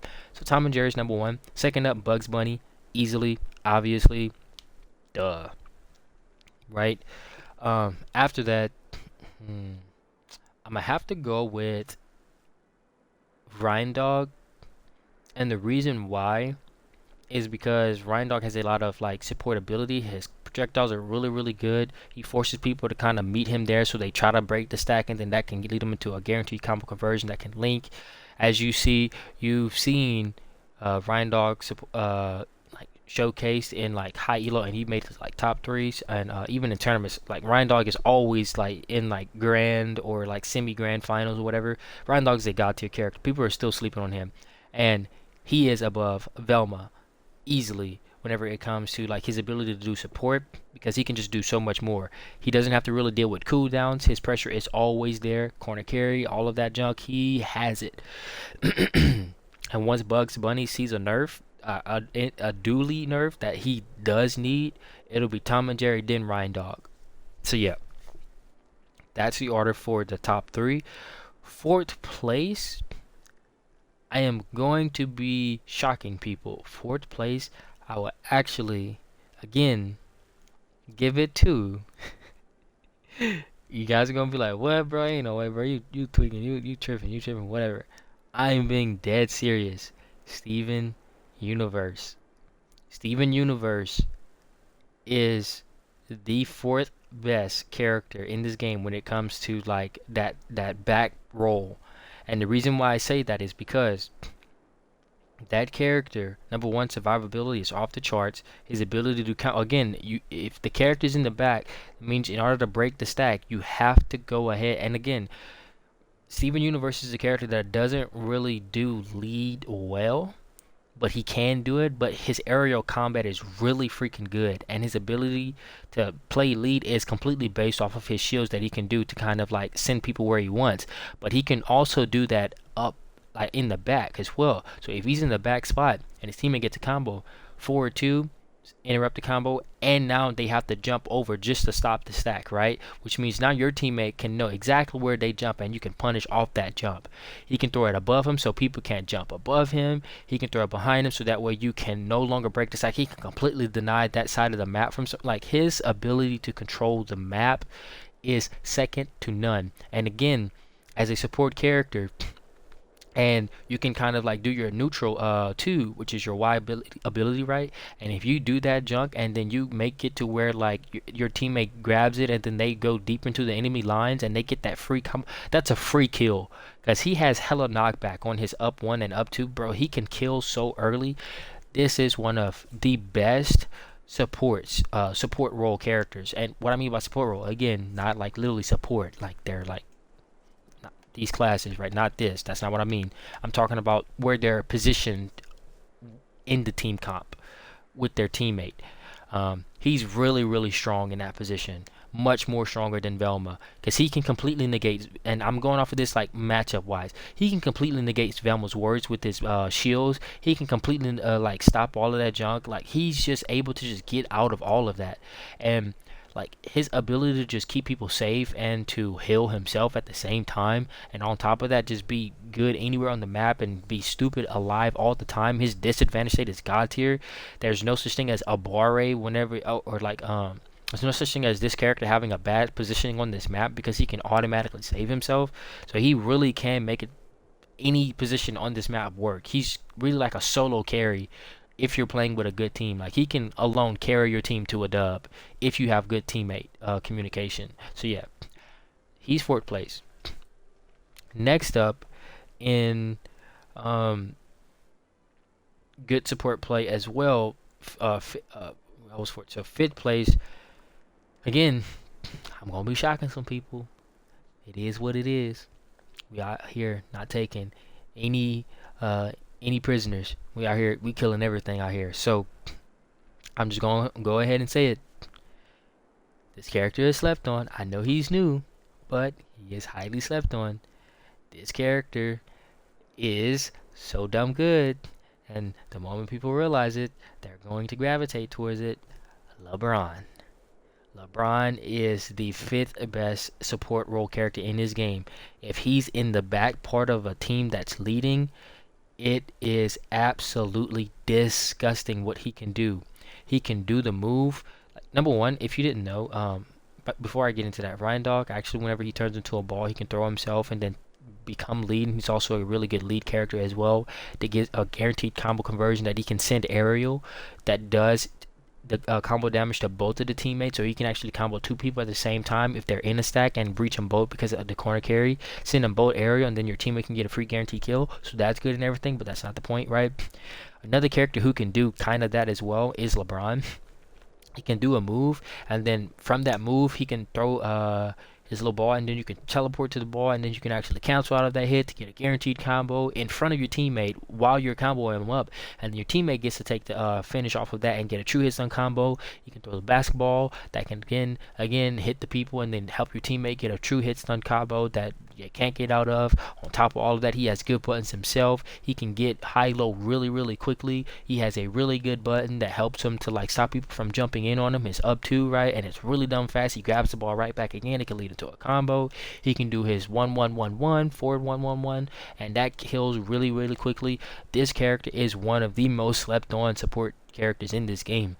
In that backwards position, this character dominates. Now up close, he's a little bit weaker, but he can still do it, and he can still do it really well compared to the other characters. But again, the projectile the projectile counter perks kind of make him like weaker, like as a aggressive character. And that's the reason why a lot of people are like, man, this character's not good, is because they're playing with him hella aggressive. And that's how you're supposed to play LeBron. But I believe this character is stronger in the backup way than he is being the lead. So playing a LeBron in the back position is much more stronger than playing him in the lead position. Because certain characters can do what LeBron do that are melee attacks. So it works better. There's no counter to it. You just have to get out of the hitbox, right? Since he leads with his ball, you have to kind of have that, right? So that's the reason why he's struggling in lead. But in support mode, this guy's got tier. Now, after LeBron, then, of course, we gonna have my baby. Psych, not Velma. It's actually Morty. So, this character support is off the charts. This character is, once they realize how good this character is from behind, people are going to gravitate towards this character, because remember, he can move people out of position really easily. He can throw grenades from the back position that he can shoot at and explode. If they try to jump in on you, you can just automatically like cancel out of it. He has no whiff recovery whatsoever on pretty much anything. He can get out of anything and everything dumb fast. But another reason why he's really strong is because he can take lead really quickly and do really well in lead and do really well in support. Because remember how like his kid, I'll just show you real quick. Because a lot of people are gonna be like, bro, you capping, right? So again, if he's in that back row, he does this or like whatever, right? And he does this. That move is so good. That's a free guaranteed combo if you do that, right? But on top of that, he has this button, right? That helps, right? On top of this, he has this button that stops people from aerial, and it also stops people from going inside. Remember how we talked about the platforms? You play on a platform map, that'll make it to where that'll be lower, so you can get guaranteed combos from that. So he loves Street Fort, he loves platform maps, because he can just fight under the platform, and you can legit place your team where the platform is and make it to where that's where you're supporting them from, and that'll make it to where this up 1 ability with that sharp freaking cooldown now gives your teammate guaranteed combos, right? That's god tier. His explosion radius on these grenades, right? How you can split them into 2. He has this button that can move people off of people. It can move people on the people, right? You can combo from this into that, right? So that's a free combo, right? That can send people edge, off edge, whatever. Like that's god tier. This into that, right? That's god tier. He has so many buttons, right? This character is dumb good. His ability again to support from behind. Let's say you're in a situation where you're behind in a disadvantage stack, right? So you're here and your teammates like right here, and they get sent off an area. You can immediately just pop this, right? And they'll get sent to where you are, right?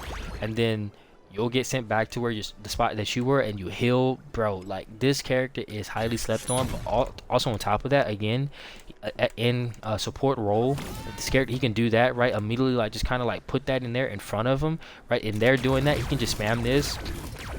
Let me just showcase just how good this is, right? Why are you loading a new level? Oh, anyways, so let's say you do that, right, from behind. See how these things don't really travel that far, right? See what I'm saying? They don't travel that far, but the moment you pop that ability, that junk travels across the map. And that's just free. Again, the moment that they see you do that, they're going to have to press you, which means you immediately can tell your friend, hey, yo, I'm about to do this, right? So now, like, they're scared of that, right? So they have to press you, because if not, even though these things, and number one, like, they also do like a little bit of hit stun as well, so like that's cool. Let me try to get it right. Alright, so yeah, these things also do like hella hit stun as well.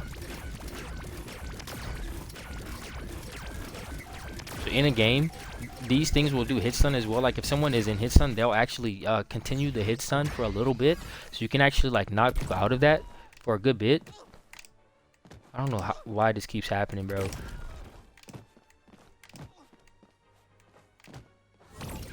There we go. So yeah, see what I'm saying? That travels across the map. They're going to have to press you, right? You can just simply just keep spamming that, right? So yeah, that's hella good. That's actually hella good. So yeah, he has so many options, so many tools, so many things to punish, and you can't really engage on the character because he has no whiff recovery. He has really good like attack priority. He has really good range. This is a really strong character. He's just, again, once people really figure him out, he's going to be god tier. I don't think he's going to be better than Tom and Jerry. I don't think he'll be better than Brian Dog, and I don't think he'll be better than Steven Universe, because he doesn't have the survivability that Steven Universe does have. However, he does have survivability as well, and yeah, he can legit kind of just like take away disadvantage shape for himself as well, because you can just make a platform back there as a Morty that rises up, and you can use, like, again, your Abari situation for your advantage, and send people aerial that did not want to go aerial whenever you're in disadvantage. So that's really good as well. I feel like the only reason why he's this low is because nerfs haven't come to Bugs Bunny yet, and I want to know if they're going to nerf Steven Universe's up 2 to give it a cooldown, because that's the only reason why this character is in that spot, right? Is because of his up 2. That up 2 is god tier. That up 2 is broken. That's the most broken ability in this game at this current state. That needs to nerf immediately. It makes him hella cheesy. But Morty, I feel like this character, it can only rise as like people develop him more. But then after all of that, then we're going to give it to the one that everyone's been wanting to see, and that's going to be Velma. Obviously, we know what this character can do, but she's been getting nerfs and hella nerfs, and especially after the nerf she just got. This character does not belong in any like top spot anymore. She's still a good character because her telephone is god tier, and as long as you have telephone with the right perks, you can still, like, you can pop the bit, like hit one of them junks, and you still gonna have telephone, right? Telephone is all you really need to make this character good, right? So yeah, that's gonna make it to where she's good, even though like the projectile, like all of the nerfs that they brought to the ice to beat you, and like the I'll take that and all the stuff that she used to get all of that faster. This character got nerfed hella hard with the perks nerfs and with her ability. So she's just like, she's so much worse than she used to be, like, and it's actually hella noticeable. So she doesn't belong in that spot anymore, because she was a character that really needed all of that stuff, all the perks that they used to kind of make her work. Now it doesn't matter if you stack all the perks or not, you're still going to be struggling. She's still good, she's still very good. She's just one of the worst supports now, due to the rest of the cast being able to do everything she does easier. So yeah, she's still good. Her cooldown reduction perk is the only thing that's keeping her in the meta. Without that perk, she would have no usage whatsoever, because the character's ability to scrap is also keeping her in the meta. She can scrap a little bit, but they took out a lot of her combos, so she can't do them as much. She still has combos, so she's still able, but The character is just really starting to get a distasteful taste because they keep nerfing her. She doesn't really need it. It really is just how this game is being played. Certain characters are just going to be strong. So either they completely take out her kit and take out, because they're taking away everything that made her a support character. Anyway, like for example, her cooldown reduction that made her a really good support because you could shoot it out. It went to your teammate. It was an active hitbox, and it helped them support in that lead role. That's the only reason why the whole Iron Giant Velma meta was a thing. She was really good at helping Iron Giant be a lead role, and with that, gave him the boats to actually make it work. Without that, he cannot play, and she cannot even do it. So all the nerfs that they brought to Velma have really made her really bad compared to what the rest of the cast can do. Like for example, LeBron can get projectiles really quickly as well, and they don't have cooldowns. They bounce off the opponent and they come right back to him. Morty gets his cooldowns dumb quickly. Tom and Jerry gets his cooldowns dumb quickly. This character doesn't really even have cooldowns because he's a melee character, right? He doesn't really do support, but he still can be really freaking good from behind. This character doesn't have really cooldowns as much either, especially if you pair him with cooldown perks. Like this character's cooldown perks are god tier. He doesn't really have projectiles, so he can just do whatever the heck he wants from behind. Like all of these characters that we talked about that are really good, they don't really rely on cooldowns that much. This character is completely reliant on cooldowns. So them nerfing her cooldown reduction and all the cooldown perks and all the projectile perks affects her a lot, right?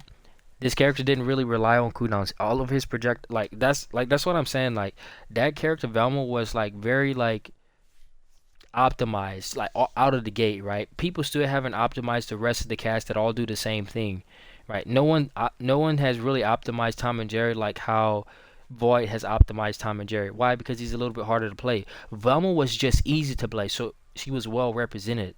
She's not a great character compared to what the rest of the cast can do. Like Bugs Bunny has more pressure than her.